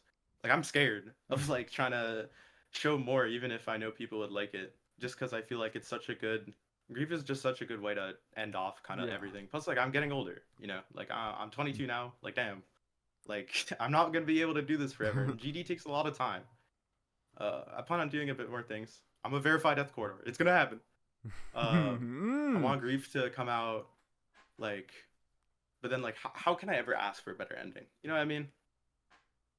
Yeah. I think it's a very different answer than like anyone else can answer about like, oh, like your level's top one. What will you do? Right? It's like I'm gonna make another one. For me, it's like, nah, man, this is the end of like everything. Like the whole 10 years, man. Like I don't know. That's what makes It's it a very special awesome. case. Yeah. Swear to God, if Riot makes something other than Eternus, oh my God. I think Eternus was kind of a send off. I mean, hey, he might make another project one day, but Good. who knows? I mean, that man only interacts with this game because he like likes it. You know, Yeah. like that's the thing too. I feel like even though it's a bit unrelated, but I want to say, with creators nowadays, people need to like understand. People only create in this game because they like this game. Hmm. Like to be so critical or like over hate or just be so like I don't know, mean, even if it's just on like social media towards like people who just make things because they want to, even if you don't like it. There's plenty of creators, plenty of levels I don't like. Like Yeah. I'm not a big fan of Amethyst, but like okay, like I'm not gonna go harass them on Twitter about it or something stupid like that. Like it's all inoffensive to me. Like some people create for X reason, some people create for Y reason, but like a lot of people just create because they want to create. And Yeah. like if you can identify that, like a lot of people think, oh, I created for money. Man, I've made like a fourth of what Doggie's made on Grief in all of my time on YouTube. Like Slaughterhouse did not make me money. Period. Like you know that level made me nothing. Like all like I don't know how many views is that. Like 25 million views plus. I made nothing off that. Like I've always just done this because I want to do it. So like now with how things are going, I don't know. I feel like I've wrapped everything up in a nice little bow. So Grief will probably be Nice. where it stands. But I think that's nice. I feel like people like that. It is very nice. I think. Yeah. Like, at least with big things to happen. Grief. I mean, obviously the virality of it is crazy, and Mm. like I don't think anything is gonna overtake that anytime soon. I feel like Eternus and Grief, in my opinion, are like the two levels that have gained the popularity in the last and Tidal Wave. Those are like the trifecta of levels with like Amethyst. I don't understand. Like it doesn't feel like there's popularity behind it because it's Mm. just like some sort of plant to dethrone Tidal Wave, I guess. It And just kind of exists. It's yeah, kind of, I feel like how a lot of people feel. yeah, and Thinking Space 2 obviously is not getting stuff because it's not rated, so Oh it's yeah, all on that these. level's a whole story. Yeah, But and I think that level's cool. I think some decisions, like with the verification, are questionable. But like, it is what it is, man. Like the modern day GD is very different. The yeah, fact that we even have like, oh, here's like a 15 CPS requirement for a part. Like, man, you couldn't do that back in the day, straight up. Like we didn't have tools like this, and now we just abusing them for fun. Like I don't know. I feel like people just need to spot the passion and sort of just the logic behind it. Like with Grief, even Doggy could just decide like, nah, I'm gonna buff everything to my exact click pattern and just make it the worst thing ever. But like, he's not doing that. You know, like yeah, he's probably made some questionable decisions about certain things because he's been pushed a certain way or brought up by like different people, yada yada yada. Like he doesn't want to feel cheated out of certain things because now there's like alternating and like all these crazy like new Mm-hmm. techniques and stuff. But like just identify passion and follow that because like I don't think anyone like I know like congrats to Papa for being Amethyst and all this and that whatever, but like when I see a level that comes out that's unplay tested, there's a million different errors, the whole CBF drama, blocker thing, what like it all just feels artificial and not real to me. Like it all just feels like this exists the same way that Avernus did. Like, I don't care. Like give me you got to give people a reason to care, and I think that's my advice also about it. Anyone who wants to get into like making top demons, make top demons if you want to, if you care, if you want to like create a story, you want to do all this. Don't just do it because it's like, oh my god, look, I'm so high up on point and create. Like, dude, that will get you nowhere. You know how many levels are on the list right now that I've never heard of, or levels that like are on the list and are just like an like not an eyesore. They're just annoying. They're just there and then they fall off and no one ever thinks about them ever again.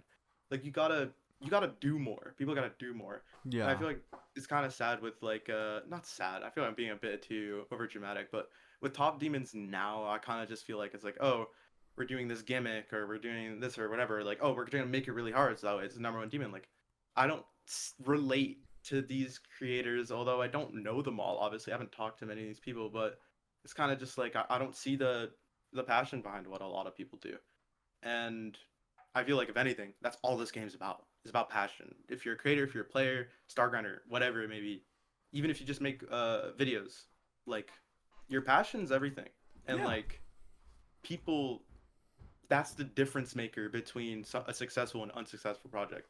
Like if Grief came out and had no story and it wasn't Doggy and SpaceUK like hacked it in 3 months, like you think people would really care that much? Oh, Even with probably me, you not. think it would mean as much to me? Like not really. Like you know what I mean? Like there's levels to it. It's kind of Yeah. complicated, but It's like a I jawbreaker. hope it makes sense. A bunch of layers. Sounds like that. Yeah. And is there like a how do I say this? Like a specific thing, like a specific catalyst to you being inspired to create Slaughterhouse? Like how Like the did original one or 2.1? the 2.1, Mm. the SpaceUK hacked one? That one was really born out of anger. And like just anger and frustration. I think the level really encapsulates that. Uh, said it before, but I was very tired of being the slaughterhouse person, Yeah. and not even in a sense of like I understood why I was the slaughterhouse person. You know, like that level was big. It was an old impossible level, but I started to do more. I started making like extreme demons. I started trying to be a player. I was doing all these things. Like I felt like I had moved on, you know, and I felt like the entire community had moved on. Like people didn't care about like the era of old impossible levels, Tosh Deluxe, like that passed, you know. Mm-hmm. Like, it was a completely different era, and I feel like people just like didn't care. And a lot of it had to do with funny enough because I was young. I didn't have a YouTube channel. Like when Slaughterhouse came out, I did not have a YouTube channel. Like I just didn't. Like I Yeah. wasn't making. I was a kid. Like but as I grew up and I was really passionate, it just was kind of, it always stung a little bit because it's like, oh, I'm known for this thing I made when I was 12 years old. Like, I'm doing so much more. Everything I'm making so much better. Like, it wasn't hard to make levels like that back then. You just needed, you wanted to, if you wanted to do it, you could have done it. And just not a lot of people wanted to. It was a niche. And I felt like it got to a point with me where I was like, I'm capable of making something better. I have been making better things for years and people don't seem to care. I'm like, if I'm going to be known as a slaughterhouse guy, I want to at least be proud of it. And I think that's what the catalyst was. It was when I realized that I don't, because I can't undo what I did. Like, I can't get rid of slaughterhouse. I can't make people forget about the old slaughterhouse. Like, Yeah. people will always remember that level and there's nothing I can do about that. And I felt like the only way that I could be okay with it is if I made more of it. Like, I had it, I wanted to just at least be proud of it. And with the 2.1 one, I was proud of that, and I still am proud of it, which is why like I felt like that like really put to rest a long thing, and then I made grief, and now like it's completely done. Like I Yeah. feel very personally resolved with this game. A lot of it just had to do with like that. I don't know. It's very personal. I feel like more than a lot of other like series or stuff like that. It's kind of weird, but it's its own story. But it was born out of anger. And hey, I think the level represents it well. The song, the atmosphere, everything. Like Oh, I agree. I feel like I feel like I forget what it was, but I remember I once explained that Slaughterhouse was like the angriest level I ever made or something like that. And it like that sort of clicked in some people's heads about like what that level was supposed to be or what it was supposed to mean. Like that level is just pure frustration. Like my levels are supposed to carry like certain they're supposed to make you feel a certain way or at least like get you to understand at least what I was going for. And like Mhm. Slaughterhouse is just pure anger. That level is just anger and frustration and self-hatred. That's all that level is. Grief is like more, thank God. Like it's not just negative, negative, negative, and like, but man, and I made Slaughterhouse play the way that it plays because of like that anger. In the same way that like Super Hate Me World plays the way that it plays, it was also out of just anger. Like those levels are, I felt hurt in some way, shape, or form, and I decided that like my levels are gonna carry that same pain. And like growing up and sort of seeing like what people say who like people who beat Slaughterhouse or beat Super Hate Me World, I'll Mhm. like read their descriptions and it's like low key heartbreaking because like I succeeded in what I did, but like why'd I do that?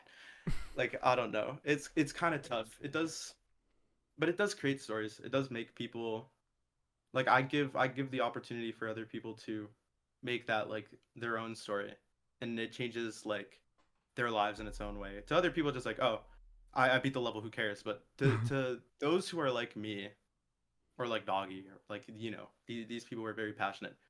Like it like what I make makes more, and I think that makes me happy. Damn. I don't know, it's very long-winded, I know, but like I don't I know. promise that like this game mean a lot to me. Like I don't think a lot of people get that. I I don't even know how to say it. It's just like, I mean, obviously there's a lot of emotion put into the stuff you make, and I will admit I was one of those people that kind of like, oh, you just making anything to appease the community, like how you said you make levels for yourself. I was also just like a low key D1 hater towards everyone back then, so Yeah. I was just Oh yeah, bro, I that see it all person. the time. Like, oh man, another red top one. Like to some people, it's just that like surface level. Like I Yeah, get it, you know. and it's like the top one should be red, in my opinion. I'm Like, saying it, like, bro, think about it. The most iconic ones, though. Here's my like request to the community. Can someone make like a level as cool as Kiyuki and make it top one? I think that would be like right, the next Zodiac would be that. Like that would be really cool. Like, dude. hey man, someone get on that. Zodiac aura farmed. I swear. Dude, I remember C1997 was like hating D1 hating on that level when he was around, and I remember being like, I never heard of the level. I was like, oh no, Zodiac lame. And then like I grew up and I started playing the level. I'm like, damn, no, like this low key like one of the coolest top ones to hit the game. Mhm. Like that level, by the way, still very fun to play. Like Oh, I it, agree. it was hacked. Like there's so much history in Zodiac. Like that level was heat. Zodiac's my favorite top one. It'll always be my favorite top one in the That's game. valid. That's valid. Such a fun level. I'm like a broken record, but I mean, I do understand that like every time in these interviews, it's a different person that I'm talking to, and obviously not always like not everyone's gonna see every interview. But I've spent 6.5 years on the level, and I still have fun with it. Like, I actually It, enjoy Zodiac. Zodiac is actually such a good level, and I will say I haven't done far runs from zero yet, so I haven't gotten to that point. So I'm scared of that, but I feel like I'll still have fun. hmm I mean, hey, and if even if you don't and you end up beating it again, that creates that creates something that you're gonna remember for like ever. Oh yeah. And I feel like that's the best thing because like, man, with any video game at all that people are like passionate about, like you want to get something out of it, like something to remember. Like there's some games I played like growing up, I played like Destiny with my friends in like school. Mhm. But like I don't remember anything about Destiny. Like I got nothing off that. Like that to me was wasted time. And I feel like especially with how much time people put in games like Jump Dash, like if you don't get something out of it, then what's the point? Yeah. Like even if it quote unquote doesn't mean anything, like oh who cares that you beat this level or who cares that you made this? Like if it means something to you, that's the important part. Like that should be the takeaway. So Yeah. whatever it is, if it's Zodiac, if it's God knows what it could be. I don't know. At least we Anything, just literally anything. It could be a 4-star, man. Like, did. it is what it is. Hmm. And I do have less than 10 questions off now. So this is Ooh, actually going through it. We're getting through yeah. it. Um. Yeah, I'll go with this one. Have you ever regretted anything related to the 2.1 Slaughterhouse? Because I know Oh you my probably have god. regrets to the first one. Oh, Other, yes, I do. uh, other than SpaceUK. I'll say, yeah, obviously. No, no, like, uh, the verification race. It's hard to regret SpaceUK because I didn't like pick him. You know, Yeah. like if I picked him as a verifier, that's a different story. But 2.1 Slaughterhouse, jeez. So the I am sorry to everyone who played the intro of my level. I said it. I'm sorry for what I did. It was very wrong. Like, nah, like that is my biggest gripe. The intro, yes, the intro is long and it is boring, and people love playing Slaughterhouse from the drop. You play from zero, it's hell. And the reason it's hard to like, I regret it, but it's low key something I can't even blame myself for.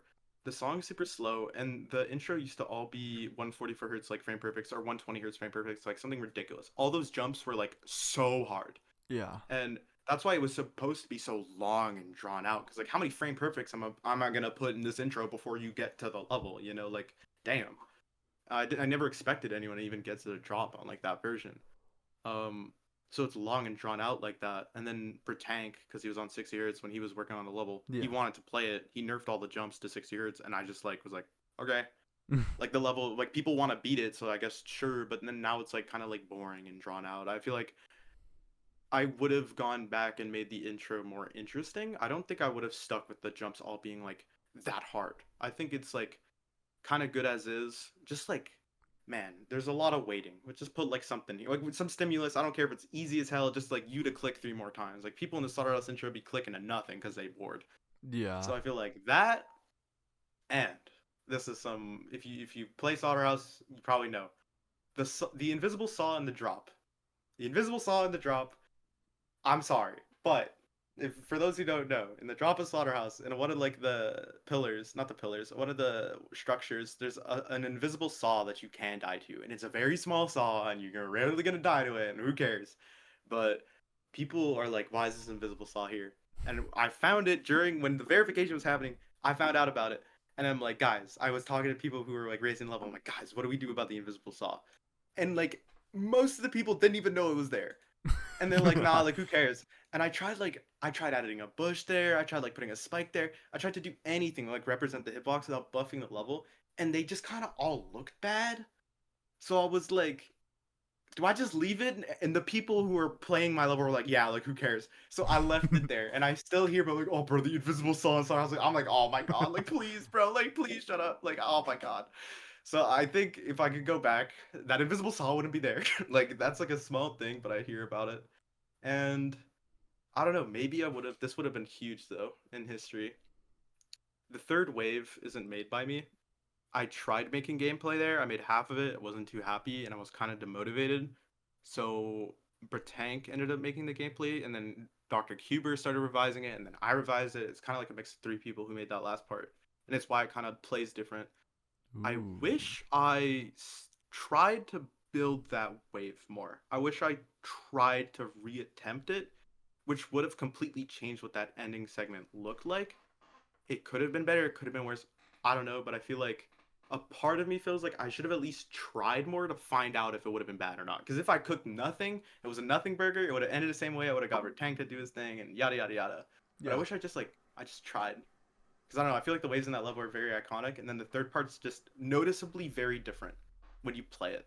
So I think those are my regrets. I feel like to those who played it, they'll understand a lot. To those who don't play it, probably a whole lot of nothing burger. But hey, man, it is what it is. And no, I wouldn't fix the optimization, man. Those little like block things, like the block design in my part using all those little pixels.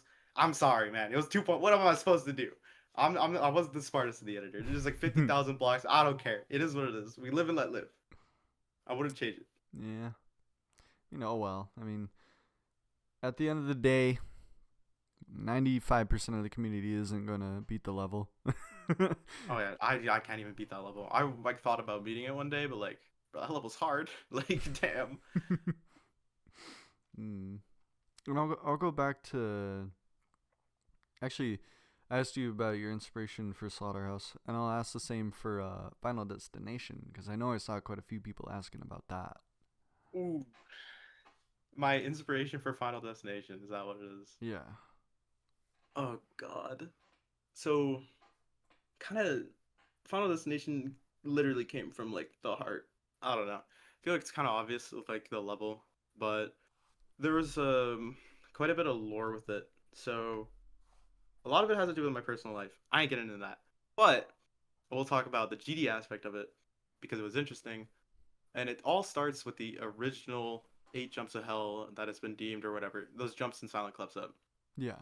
Those jumps, I was the first person to do those jumps. I didn't use the mirror portal, my bad, but I did that. And I know like As It For The Win did it shortly after. I forget like if I honestly don't even remember if I was like the first or I did it slightly after. All I know was I spent an ungodly amount of times doing the 8 jumps of hell, and I did the 8 jumps of hell to 100, and that was like the hardest thing I had done in the game at that point. And Mm-hmm. it was on the challenge list. It was called like Silent Club Sub World Record, like SC World Record, and it got placed at like number 5 or something like really high up, right?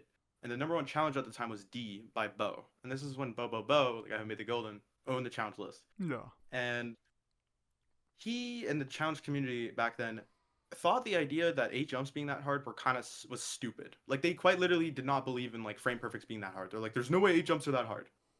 And Bo, uh, actually I should say this first. I did create Final Destination after. I like the idea of trying to do that twice in a row, so I made Final Destination, and Bo then decided, without playing the level or anyone really giving an opinion on how hard SC World Record was, moved it from like 5 to 25. Oh God. And then he commented on my video of Final Destination saying, I guess it's not top one anymore. Because I said Final Destination would have been top one, which, by the way, it would have been by like a million miles. But then he posted that, and that didn't rub me the right way. The challenge community really didn't like me, and I literally just got like, bro just decided, nah, we ain't having this. Moves my level down, and then like talk shit, and then that guy ended up cheating. So I don't know, like you suck. But if you're hearing this, Bo, thank God you quit, man. But because of that, I was not very happy, and something about the idea of doing the same thing over and over and over again to me kind of like transcended like GD. Like literally sitting there doing the same thing over and over and over and over again. Like kind of clicked in my mind and it attached to different concepts like in life. Like for me it was like Final Destination, obviously pink black level. Yeah. It's supposed to be like the contrast like with love where you try over and over again to try and like meet somebody. And like, oh, you meet someone, you have a bad experience. So like try over, you need to just restart. You need to just keep going. And that's why like the level kind of plays both sides. Like the whole give up thing is kind of not only about GD, but also sort of a sense of these things in life, regardless of what it is, that like roadblock you over and over and over again. That will just kind of tell you to give up. Like you need to go past it. So to me, it started meaning more. Like I started connecting it more in my brain about other things, and Final Destination kind of became about that. And I wasn't happy at the challenge list, so I thought it'd be hilarious to make a level that had like fucking I don't know, like 50 of those jumps, something like that, like something absurd. And I mean, I did that, but a lot of that level has to do with that. I think it's kind of obvious the level's about love, and the Yeah. end of the level with all the text, a lot of that text, like half of it is about like me and my personal life, but half it's about GD. Like frame perfects aren't hard, or frame perfects are easy, or whatever it said there. Like delusional. That stuff's about like what people like would say in the challenge list to me. Yeah. Like people told me frame perfects are easy. People told me that I was delusional and all this stuff. So like that's there for that reason. But the level is like a mix of that. Like it's half Geometry Dash related, half it's personal life related. But yeah, that's kind of the motivation with that level. It's kind of hard. I don't want to like get into everything with me, but Yeah. You don't I have to. think it's kind of obvious what the level's kind of about now with that sort of context. Plus, I mean, the song goes crazy, so It is a just good saying. song. I really like the Final Destination song a lot. Mhm. And yeah, the last 6 questions pretty in depth. I don't think they're personal, but they're pretty in depth questions. And I think you'll definitely we have a final question for everybody. Right. I think I mean, I'm ready. I mean, if I can't answer, I'll just say so. I don't know. Like I've tried to look for stuff on the internet to see if you've prefaced the final question I'm gonna ask you before. I couldn't Mm. find anything, but we'll get to that shortly. And yeah, I don't know. I always perceived Final Destination as kind of like a more it to me it felt like a level that was like, here's a break from everything generic kind of Mm. type deal, cuz like it's just two solid colors, and Pretty they much. they mesh well with each other, and the song is nice. It's just like, dare I say it, femboy level. Like I know people love saying that, and with like Niwa and Ko Reda, Wasareda, those levels, the Reda levels. And I always got the vibe where it's just kind of like, I guess a little similar to what you said. Uh, it kind of gave me like a metaphor, or it kind of made me feel like it was a metaphor for life, where For something. Like like, that's kind of like what I wanted to do. yeah, and it's like you're going through, like it looks like it's going to be happy, it looks like it's going to be fun, but the reality is it's pain, it's hell, it's torture, and you got to keep going. You just got to keep going. That's Exactly. my perception of it. That's like what the goal was overall. And I'll say too, the reason that it's like pink and black, I feel like it's kind of obvious. It's supposed to be like the contrast of like those colors contrast completely. Yeah. Got like the pastel pink, you have the black. That's kind of like the contrast for me, like for love. It could be one or the other. But Hmm. also to me it was kind of like, how else do you explain, you can't explain a concept or like make like to represent a concept that deep and also one that's very personal and very different to a lot of people. Like if you ask someone like what's love to one person, it's completely different to somebody else. Yeah. But that's why I felt like the level was that simple. Like it was two solid colors because there's no way for me to visually represent like more than that. You know, like the ending is more personal and more developed for a reason, but the rest of the level is just that's it. It's basically the two colors because to people it's completely different. I tried to make that level represent what I felt, but also in a way that it wasn't too personal to me. Like you can watch that level and get you feel something completely different than someone else because they have their own experiences or this and that, whatever. Yeah. But the main theme is basically being thrown into like, for example, those jumps over and over and over again, and like this impossible task that you feel like you can never do. Like I remember that's kind of how I felt with those jumps, trying to do those like all day, like trying to do this like 3 4 times, and I'm like, Jesus Christ, like it just felt like banging my head against the wall, and a lot of things in life feel like that. So for me, like the main point of the level is to try and enforce that feeling of caring about something so much or something meaning that much to you to where you want to just keep at it no matter what. And I think that's why there's the text. I forget the exact thing. I know it's my own level, but I forget. No, It's you like make a something lot where of it levels. says like, oh my, something about being like, oh God, man, how do I forget? I could put it on screen. I'm honestly If gonna that's up check to real you. quick. Yeah, I want to Uh, get because I know I was very specific with that wording for a reason. I can't believe I forgot, man. It's been a while though. Honestly, it's like, I mean, damn, 4 years ago. Damn. you make a lot of levels, so I don't think anyone expects you to remember every single detail about them Hmm. all.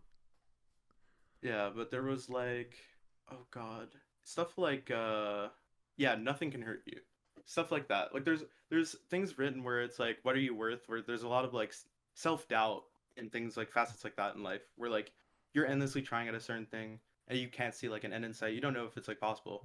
Like there's gonna be self doubt, but then like the idea of doing more and overcoming that is like things like nothing can hurt you. Like once you achieve whatever you're going for that much, no matter what it may be, if it's love or other things, like that sort of feeling is like what I think a lot of life's kind of about like life's just kind of about challenges and overcoming them.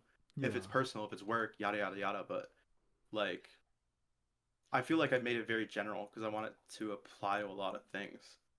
And I'm glad a lot of people got it. Like I can't believe like that level has like what like 1.1 million views on my channel. That's like ridiculous for like a layout with some like that level like reached a lot of people and I feel like a lot of people care about it or like it meant something to them, which is like that's what I wanted to do. So like I'm glad. Honestly think it's like one of my favorite levels ever that I've ever made. Like it's one of my I think best creations. Period. Uh, Maybe would have changed a few things, but like other than that, like I think it's more about giving other people like that sort of same feeling where they kind of self-reflect.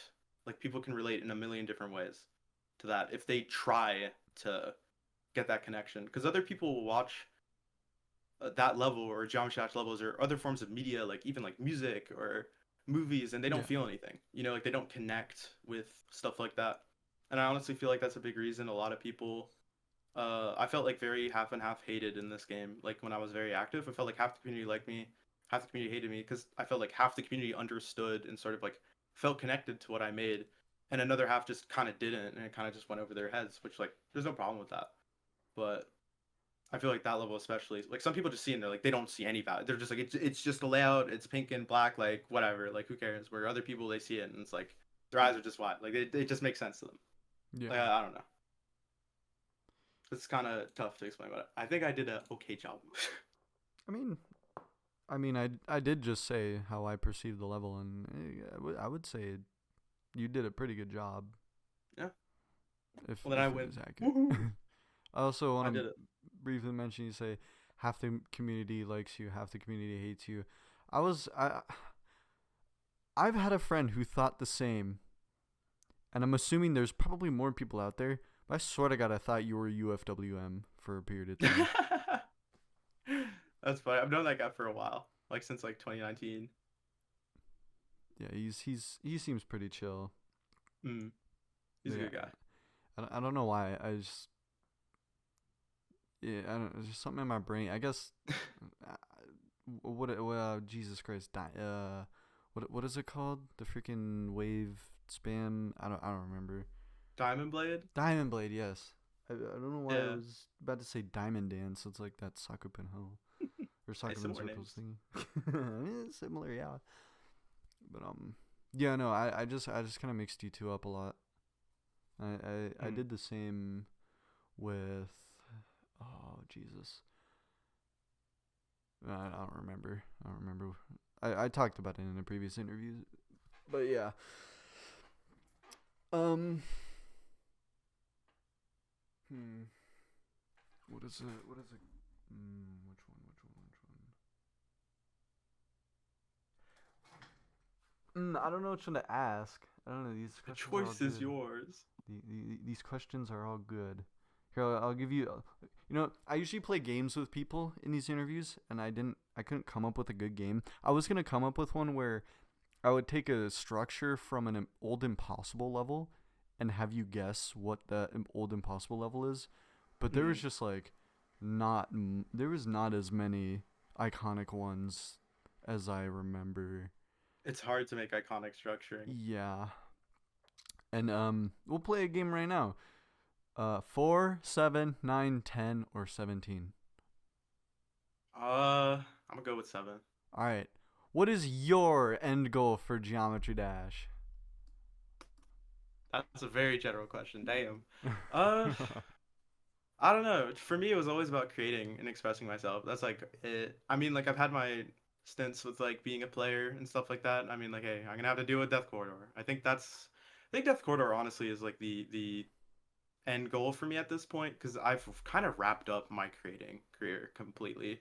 Like I Yeah. feel satisfied personally, and now it's just kind of about like finishing the player aspect because I've always been a player on the sides. Usually, like in the shadows of my friends, like people like Atomic were like just so talented at the game. You know, like I was never the best player in any friend group I was in. Like all my Yeah. friends, like they were always crazy at the game. Like even like Septagon 7. Shout out to Septa. Septa's like insane at the game. I knew Septa in like 2019 used to hang out all the time. Like, but I never had that like big thing. Like hyperparacosm was the closest thing. But that was only because like I personally suffered and got so unlucky with that level to like where Yeah. it was like such a pain. But I like hyperparacosm. It's like such an easy level, man. Like I just need something to be proud of where I could be like, I created this, I created that, that's done. But I also want to be like, I beat this. And I know even when I verified Death Corridor, by the way, it's still like top 30. Like it's really hard. But I know like, I don't know, someone like Zoink's gonna beat it in like a day or two. Like it is what it is. Yep. About me, I just want to be happy with me personally. And I think I just need that last little project thing. And I mean, hey, past like 3 4 days, I've been playing again. Like I've played every day. Like I'll stream probably whenever I feel comfortable doing it. But I think that's my end goal right now is to just finish off. I feel like I've been like at the finish line. I'm just trying to finish things that would make me happy at this point. That's a really good answer. I think, and I did have a question about Death Corridor earlier, and you actually answered it without me even having to ask. I love when that happens. What was the question? Would I get back to it? Yeah, basically, like, would you go back to trying to verify it? I think I you, could give a bit of context if you want. well, I think you answering it as your final goal is a lot better than answering it as if, like, if you're gonna go back to it. Mm, I think, fair like, enough. it just kind of feels cooler, I guess, in my opinion. Yeah. Like I always like. I mean, I view every GD content creator as like a cool person, like except the exceptions, and I just think it's more fitting to put everything in more of a cinematic aspect. Like it's either a, oh yeah, I'm gonna get back on Death Corridor someday and verify it, or B, that's gonna be the final thing I want to do in this game. That like B is so Mm. much more cooler to say, and it's more fitting because GD is like GD is mental. Like this Oh game is yeah. so mentally straining, and it's deserving to kind of put everything on like a pedestal when it comes to like beating levels that mean something. Yeah, like if you're passionate, like it means a lot to you. Like Yeah. it has value. I feel like a lot of people nowadays try and hide that passion, by the way. Like mainly I feel like it's a main thing with like players nowadays. People like Nswish kind of I don't even think Nswish was like doing it on purpose, but they kind of set a trend of like, the not caring attitude, Yeah. I'm just so good, like where it's like I know these people like a lot of them at least, or maybe some. I could be wrong, but I feel like to a lot of these people this game does like mean a lot, but they feel like if they express it, it's like cringe or this and that, whatever. Like, man, like Screw just that. just be yourself, man. Like, I'm so sorry, but like if you're just nonchalant, really good at the game, I kind of don't care because it's like, great, man, you're just a name that beats things. Like, people want more than that, and I feel like if you're only in it for beating hard levels and there's nothing else, then like that's fine too. There's nothing wrong with that, but I feel like people mainly look for passion. And I feel like, especially passionate people, there's obviously the casual person who does not care. Yeah. But to me, I feel like, hey, if you're passionate about the game and you're like low key hiding it because your friends gonna make fun of you or something like that, something stupid, like, man, like, nah, like, we ain't doing all that. Like, come on.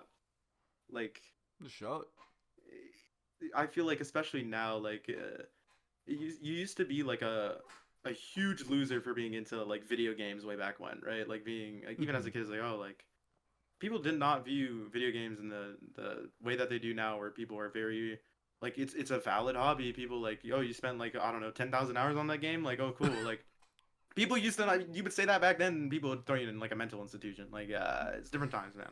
It's not a I don't think it's a time to be necessarily ashamed of caring. So yeah. Yeah. Yeah, I agree. I think God, I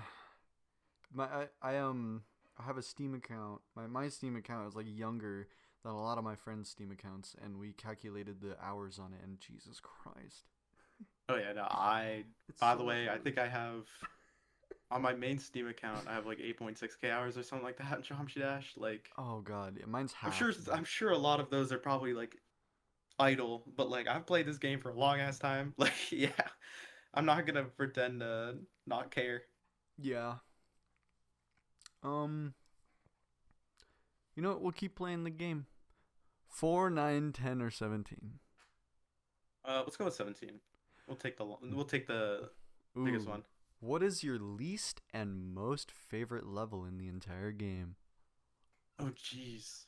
We'll start with Least and least. most. Oh, that's tough. I honestly think it's gonna be easier to hate on something than it is to appreciate in this case. It's probably just true about every. I'm gonna be so honest. Damn, nah, but worst level, man. People make atrocious things. Lord, oh God, worst. It's tough, man. Because also like I hated hyperparacosm to such an extreme degree, but now the level's just like free. Like who cares? Yeah. Oh God, I think you know what. Honestly, what would be my favorite level if I had to choose? Oh God, this might feel it's like a tad generic, but I feel like it's a personal answer. I feel like Silent Club Set might be one of my favorite levels of all time, even though it's like that level plays horribly. But Yeah. that level like was a huge reason why I got into GD. It's so probably the main reason I got into impossible levels. Like it impossible levels back then, like I wanted to learn the history of sailing. I want to know the history of level. Like how do you beat this? Like it got me into being passionate and looking more outside of the game, more outside of just like this is a level. It kind of made me think outside the box, even if it plays terribly and if every update's broken it.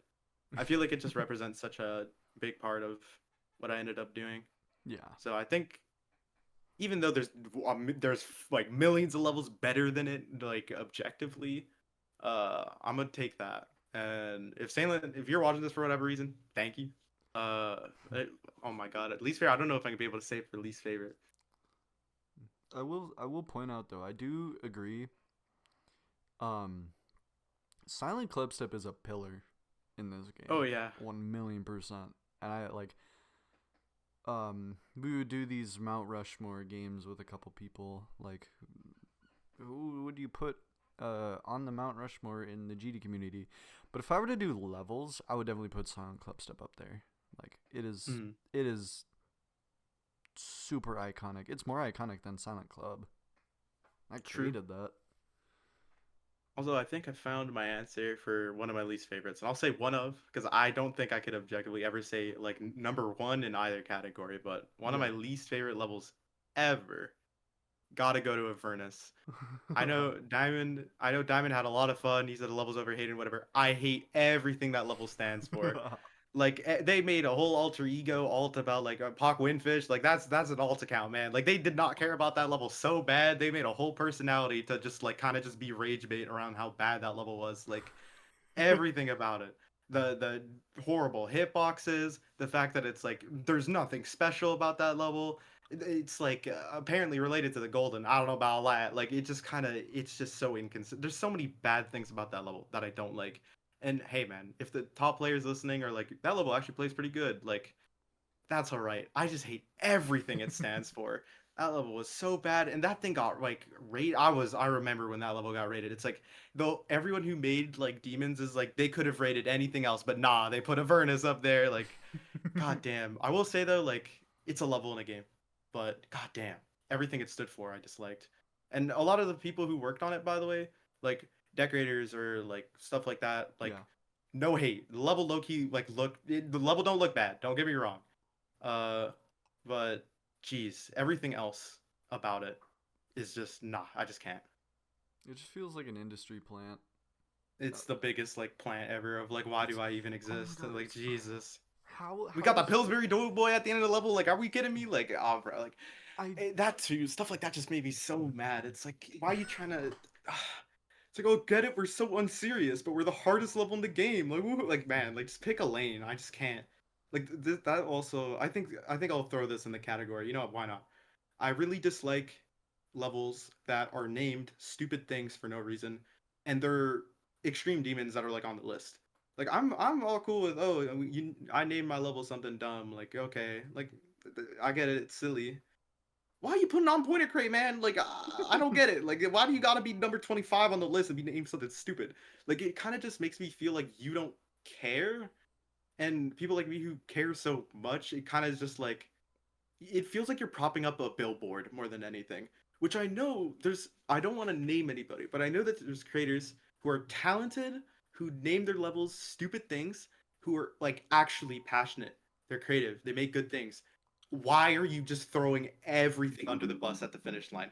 Just because like everyone else is all nonchalant and it's not cool to name your level serious things. And we're Yeah. like, man, like I so much rather beat a level that is so like over dramatic, like Abyss of Darkness, than I don't know, like something stupid. Like man, like remember what I said about creating stories with people? Even if your level's like, I don't know, 80 on the list or 120, that might be someone's like crowning achievement that they'll hold for the rest of like their time in video games, and then you're Yeah. gonna name it something dumb.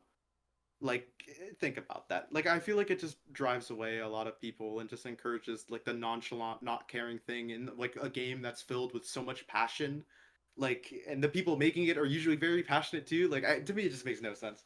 So I'm gonna throw Avernus and naming your level something stupid and then being really hard in like my least favorite category. Alrighty. Ren 241. He is 100% talking about you with the Breaking Bad No, series. man. I mean, Saul Goodman didn't have to be that hard, but like, come on now.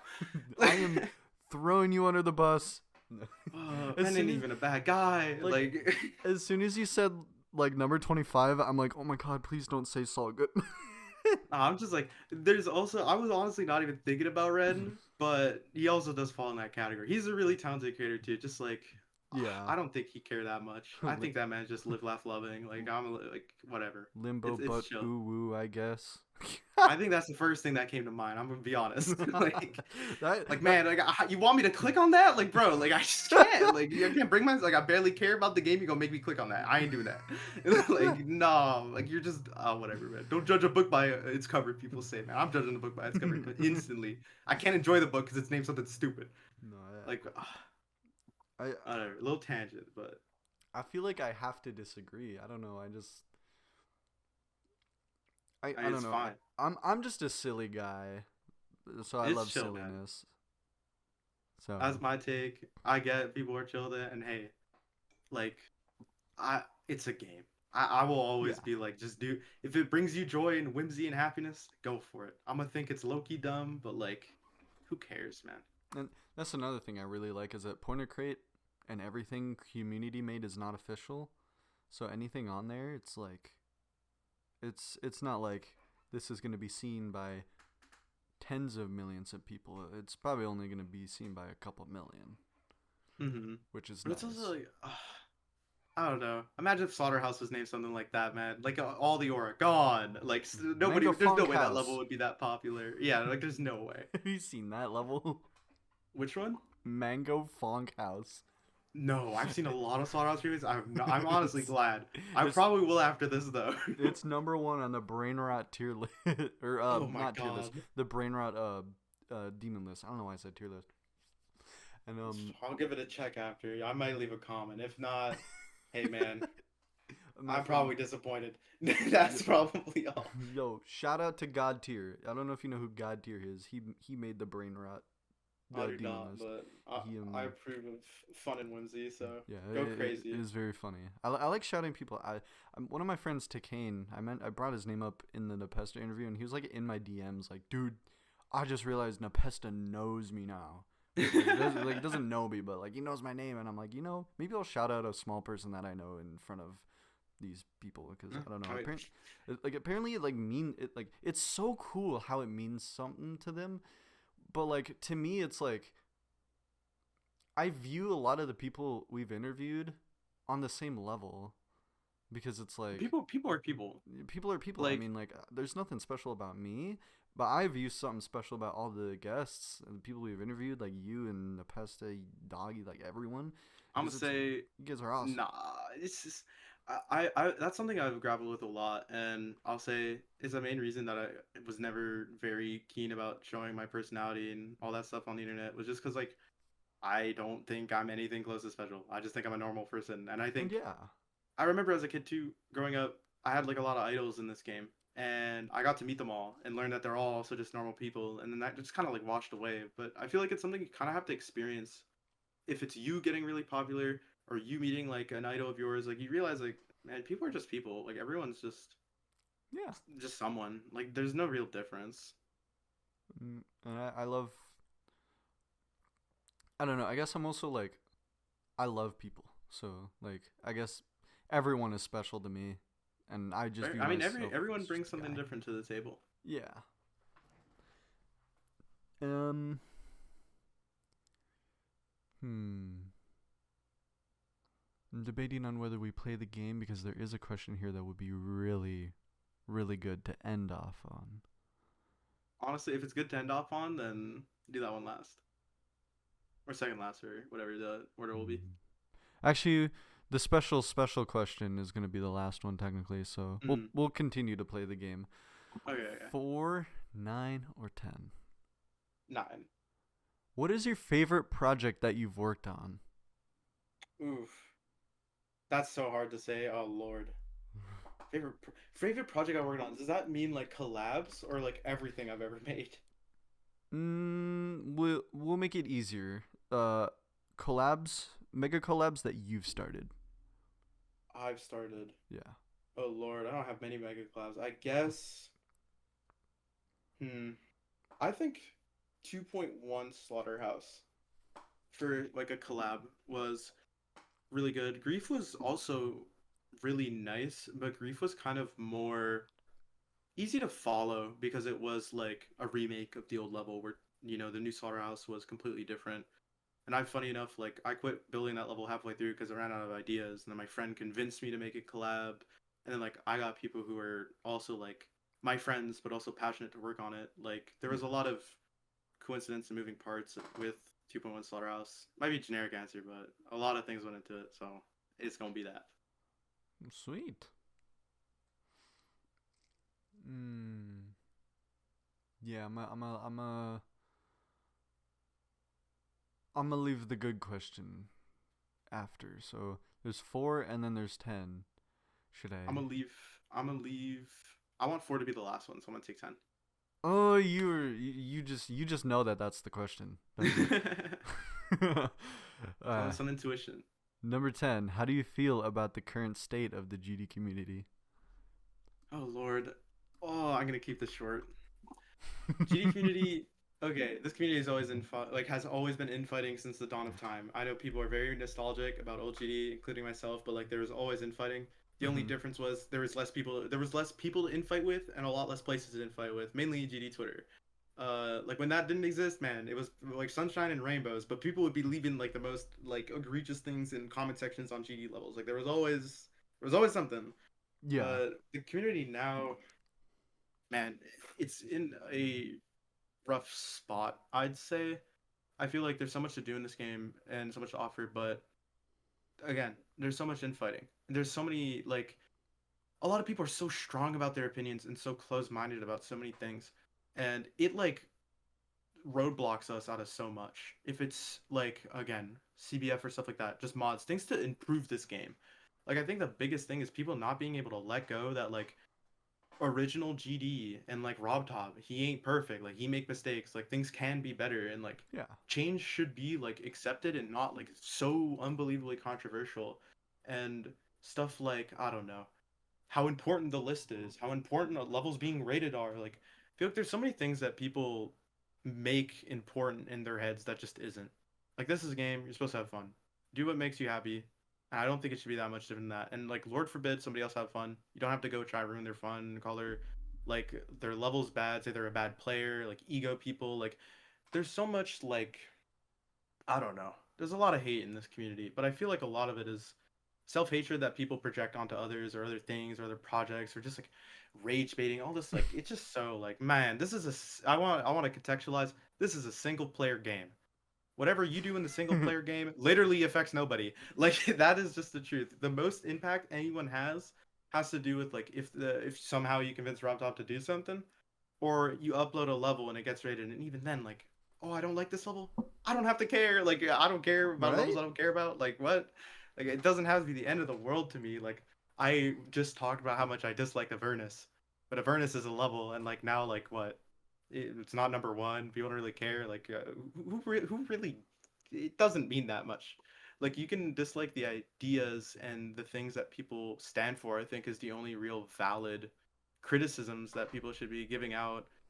But everything other than that is just like made up. It just all feels like not real. Yeah. So I feel like this community will always prosper, but I feel like if you're in this game, just find a group that you like, people you relate to, people who like accept you and think the same about the game in the sense of like having fun, not being egotistical about how many attempts you take on a level or all this like nonsense, and just like enjoy it. Like just have your own little story. Like people like Nepesta, they had like the era with tech and all that, Yes, like the the gang. gang. Like have your own one of those. Like everyone has their own little story. Do your thing. Don't care about like what other people say. Like that's it. People just feel very, I guess, insecure. I feel like a lot of it has to do with like the fact that a lot of people who play this game are like in their teens, but like man, I hate to say the line because so many people say the line and for no good reason, but it is a cube game. Just like any other game is any other game. It's a video game. It's supposed to be have fun. You do that. Like man, all this infighting over nothing, man. Like the life could be a dream if people just communicated and used logic and reason and just heard people out instead of just being hard headed and being stuck in their ways and being elitist about things. Like fuck, I don't know. It's always drove me crazy, and it's a big reason why I don't interact anymore with this game. Yeah, like one of the things I always kind of do, like how you said, if you don't like a level, you just, I mean, it doesn't matter.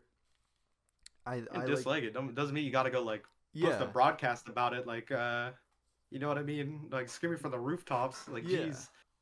like I do that, but with levels I like because I love having that space of positivity in like communities that I can grow. And I mean, I have my moments.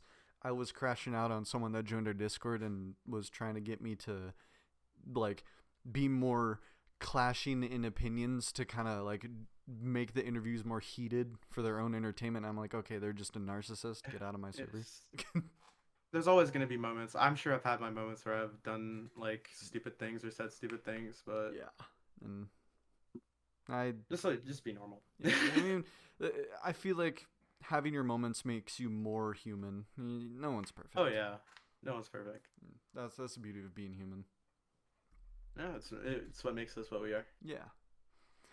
And then the final question before the secret question: Mm. are there any upcoming projects that we may not know I mean, yeah, yeah. of that you're The willing to thing talk about? is, I'm going to talk about them. The main thing is, though, I said earlier I've been building Yeah. and just showing a few friends.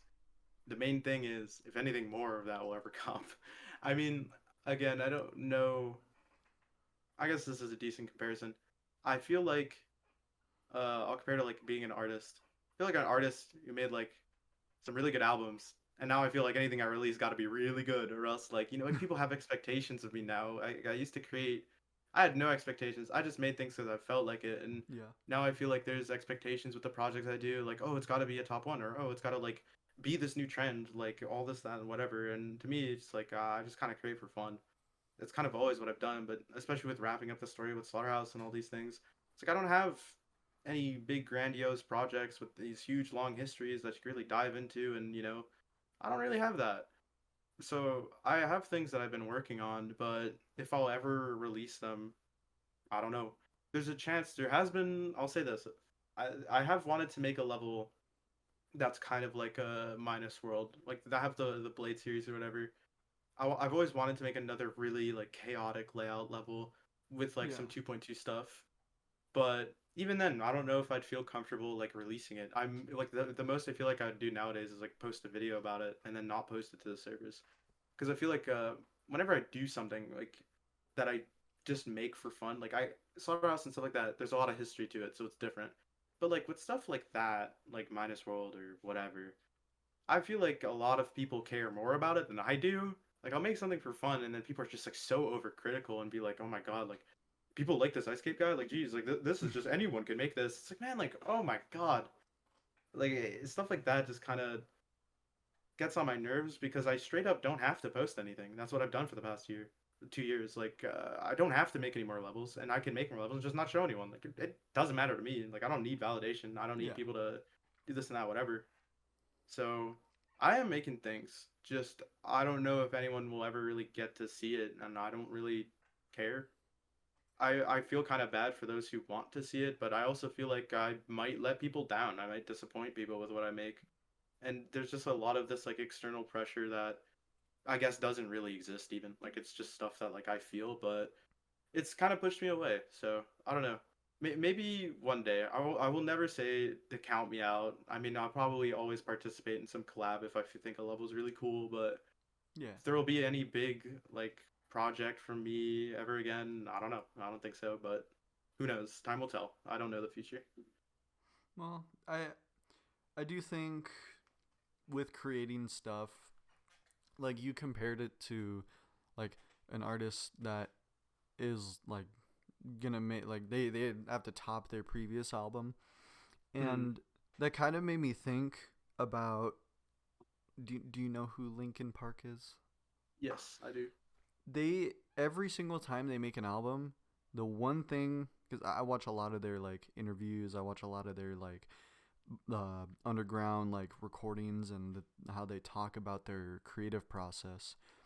And the one thing they always want to do is to make sure they do something different to get out of their comfort zone instead of trying to make something better.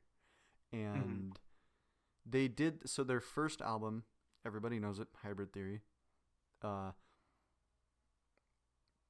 Number one debut album in the planet. I don't know how you can top that, but they, Yeah. with the sound, in my opinion, they did top it. Like 14 years later, they redid it, and it kind of like they didn't redo the album, but they kind of like made new songs to kind of dip into the same theme as like the rock or metal elements, but kind of made it more modern.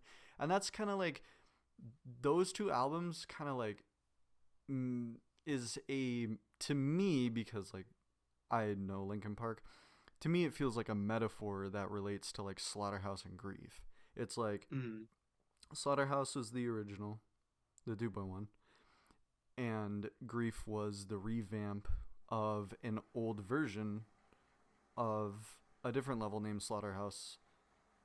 And it's kind of like a bunch of these webs of like just recreation and innovation and just doing it to kind of push yourself instead of trying to appease the masses. And I think that's what I want to do. I want to make layouts, and every time, instead of trying to make a layout better, I want to just make I want to do something different. Yeah. No, that's like a lot of things that I have been making are just very different. And it's kind of just tough because I feel like I don't, I'm fine creating and not uploading. And when I got comfortable with that, I just stopped doing things on the internet. Like I just started doing whatever because I wasn't as interested. And it felt like, oh my God, I remember with grief and how much hate it got and all this and that, whatever. Like, I don't think people get, I like, people like me sign up for that every time you hit upload, every time you release something, you sign up to just getting like hate Yep. constantly. And a lot of people don't take that well, and there's people who take it fine. And like to me, it's just always been like a.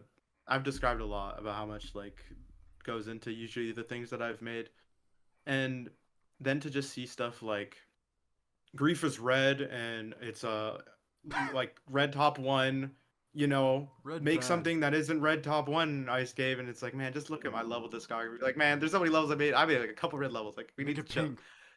Yeah, it's like stuff like that where it's just like, man, like I just why do I even listen? Or just people who just straight up say like really nasty things, and it's like, oh, it's like why listen or things like that. It's like I kind of don't like for years. I will admit I haven't read like my comment section in like years. Like it got to a point where everything I made felt so controversial and felt like every time I released something there would be some drama that I just stopped reading comments completely. I just like Damn. stopped because I'm like I just like why am I sign up to read these things, like why am I doing that?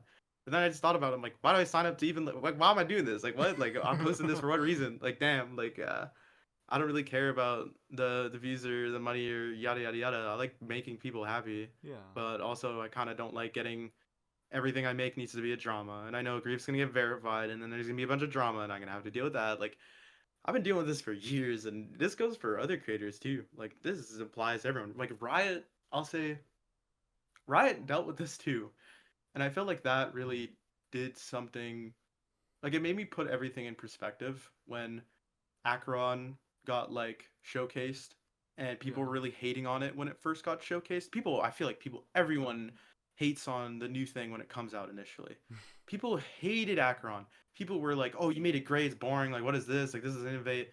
And then like time passes, people are like, "Nah, like people liked Acheron. It's a pretty widely liked level about like at least the decoration. Zoink, you did not do a great job of bouncing. It is what it is." But like I remember talking with Riot because I co-hosted like every other project that he came out with, Acheron, Turnus. Like I helped co-host like all those things, Yeah. and I remember like hearing his response to the hate. Like he was like he was hurt by it too. You know, like I saw Riot not like happy, and a lot of people ask why Acheron like isn't the Tartarus sequel because it was supposed to be, and then all of a sudden it isn't.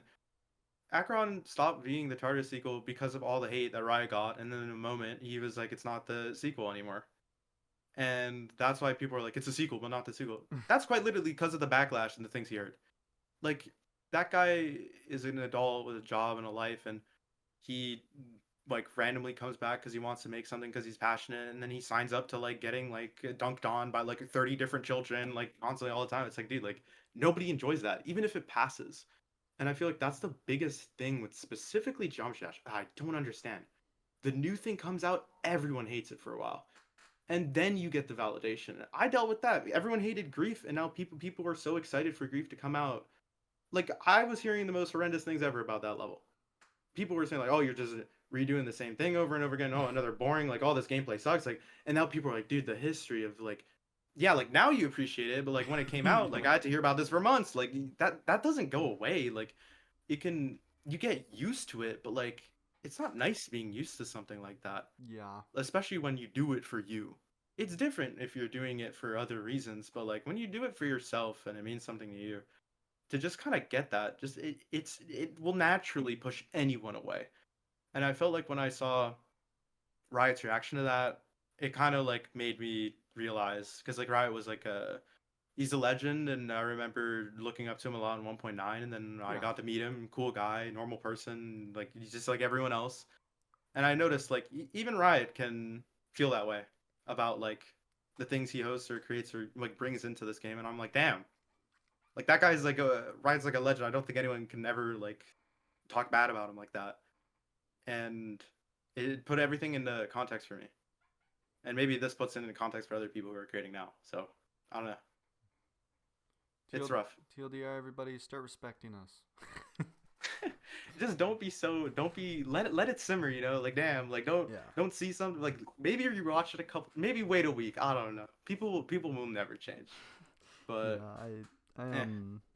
it's just a matter of patience, and it sucks. And it's like I totally understand.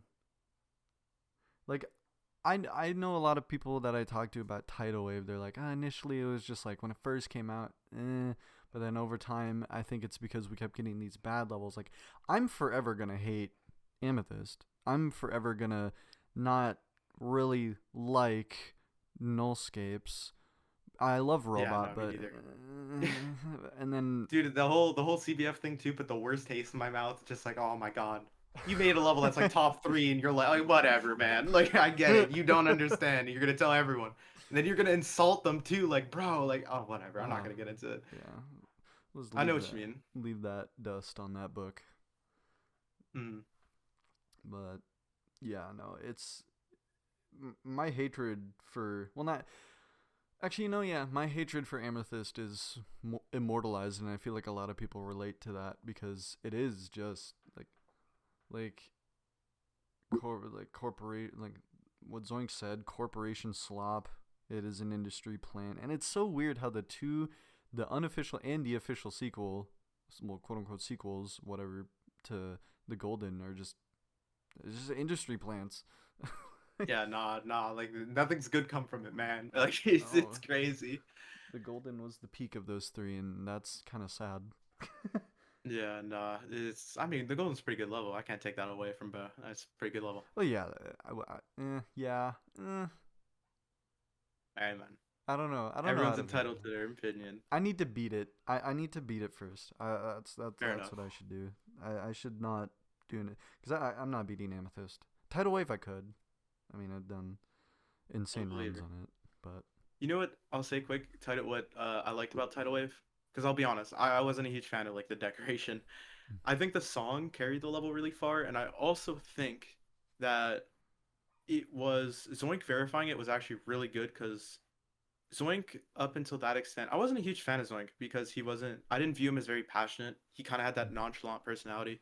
But like him reacting to tidal wave and spending as long as he did, like that, like finally saw the passion in him. Like I saw him care about something, and like his reaction to me was just like he did it. He gets it, and yeah, I'm like that's perfect. Like again, that's all like what I want. So like when I saw that, like it made tidal wave like worth it. Even if I think like that level was originally supposed to be like not even close to top one. Like there's a lot of questionable decisions with it getting to where it is, but like the story ended off well, you know? yeah. I think it's cool. Definitely, and yeah, definitely better than a lot of things that have come out since. I mean, tidal wave is one of the most fitting top ones since like I guess Slaughterhouse. I don't. Yeah, it's funny. It's like the complete opposite. I like it. The song's also really the song carries so hard, man. It's a song so good. I don't know. I mean, I will be honest. I've only tried to practice the wave in it because I mean I'm wave carried. So So am I. I have fun with the wave in the in the level, but only the first drop because it's the only one I've actually practiced and done runs on. That's fair. But it is the hardest part of the level. I did 23 to 36. I'm gonna go for it someday. Don't know when. I'm a believer. And once if I beat Tidal Wave, next thing I'm gonna verify Ton 618. Hey, man. That level's pretty cool too. I, I can't believe how mega viral that level went. By dude, the way, it's so weird. Every single comment section, Ton 618. Like, there's always one person in every comment section in every GD video brings up Ton 618 for some reason, and for some reason, the meme went to us. I mean that level's like the closest thing. You know, like how I made 1.9 impossible levels. Like Yeah, that's the closest thing to a 1.9 impossible level like ever. Just because it's like so to the wall extreme, but like it's somehow like people look at it and are just in awe because I feel like a lot of the ILL levels and stuff like that, yeah, none of them take themselves seriously. There's very few that do, and the ones that do kind of stand out in that way. And I think that's where like Ton 618 kind of like shined. yeah. One thing I've realized, it does seem to be one of, I don't know if it is the first, but it does seem to be one of the first impossible levels to actually get a full decoration.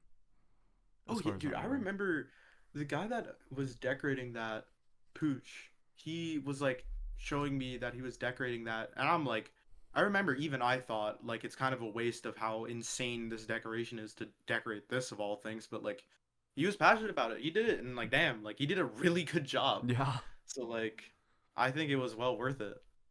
yeah. I would love to verify the possible version one day. I and I feel like it'll get done. I mean, I don't know the process that they're doing. Like, I don't think Ton 618 is like I'm pretty sure it's on a back burner right now, but I don't Hmm. know. I don't know anything I about thought it it. was gonna be hard to revamp, but I mean, hey, it's popular. Like people, there's people behind that project that are very passionate. I'm sure something Yeah, will come of it yeah. I love the level, and I would love to give into the meme.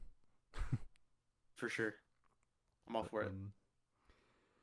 alrighty, final secret question. I tried to find somewhere of you prefacing this question, but I've seen stuff on Twitter. I've seen art that may signify it. Um, Mm. that might have given away the answer, but I'll ask it anyways. And I don't know how if you are about your personal life, but if it's too personal, I can just cut this part out if you want. All good. Iced cave. Uh-huh. Are you a furry? I honestly, you were leading it, and you were starting to. My cogs started turning in my head about what it could be. Oh Lord, the funniest thing about this is, you know what? Here, I'll do this. I'll entertain it, but I'll ask. I always say this, define it. Because everyone has, I swear to God, everyone has a different definition of what they think it is. And a lot of people associate like some people think like that means like you gotta like dress up in a fursuit and stuff like that. Like what's the definition here? I'll play into this, but like we gotta set boundaries on what this gonna mean. I've always seen it as this: if you got a fursona in mind, even if it's not like a real thing, and you want it to like my character in my profile picture, before it was a guy with green hair and a hockey mask, and then that got turned into a fursona recently, Mm, actually. And I've always viewed myself like I never had a fursona, I never had this, and I've always viewed myself as a furry since I was like 10 or something like that. I don't remember, but mm.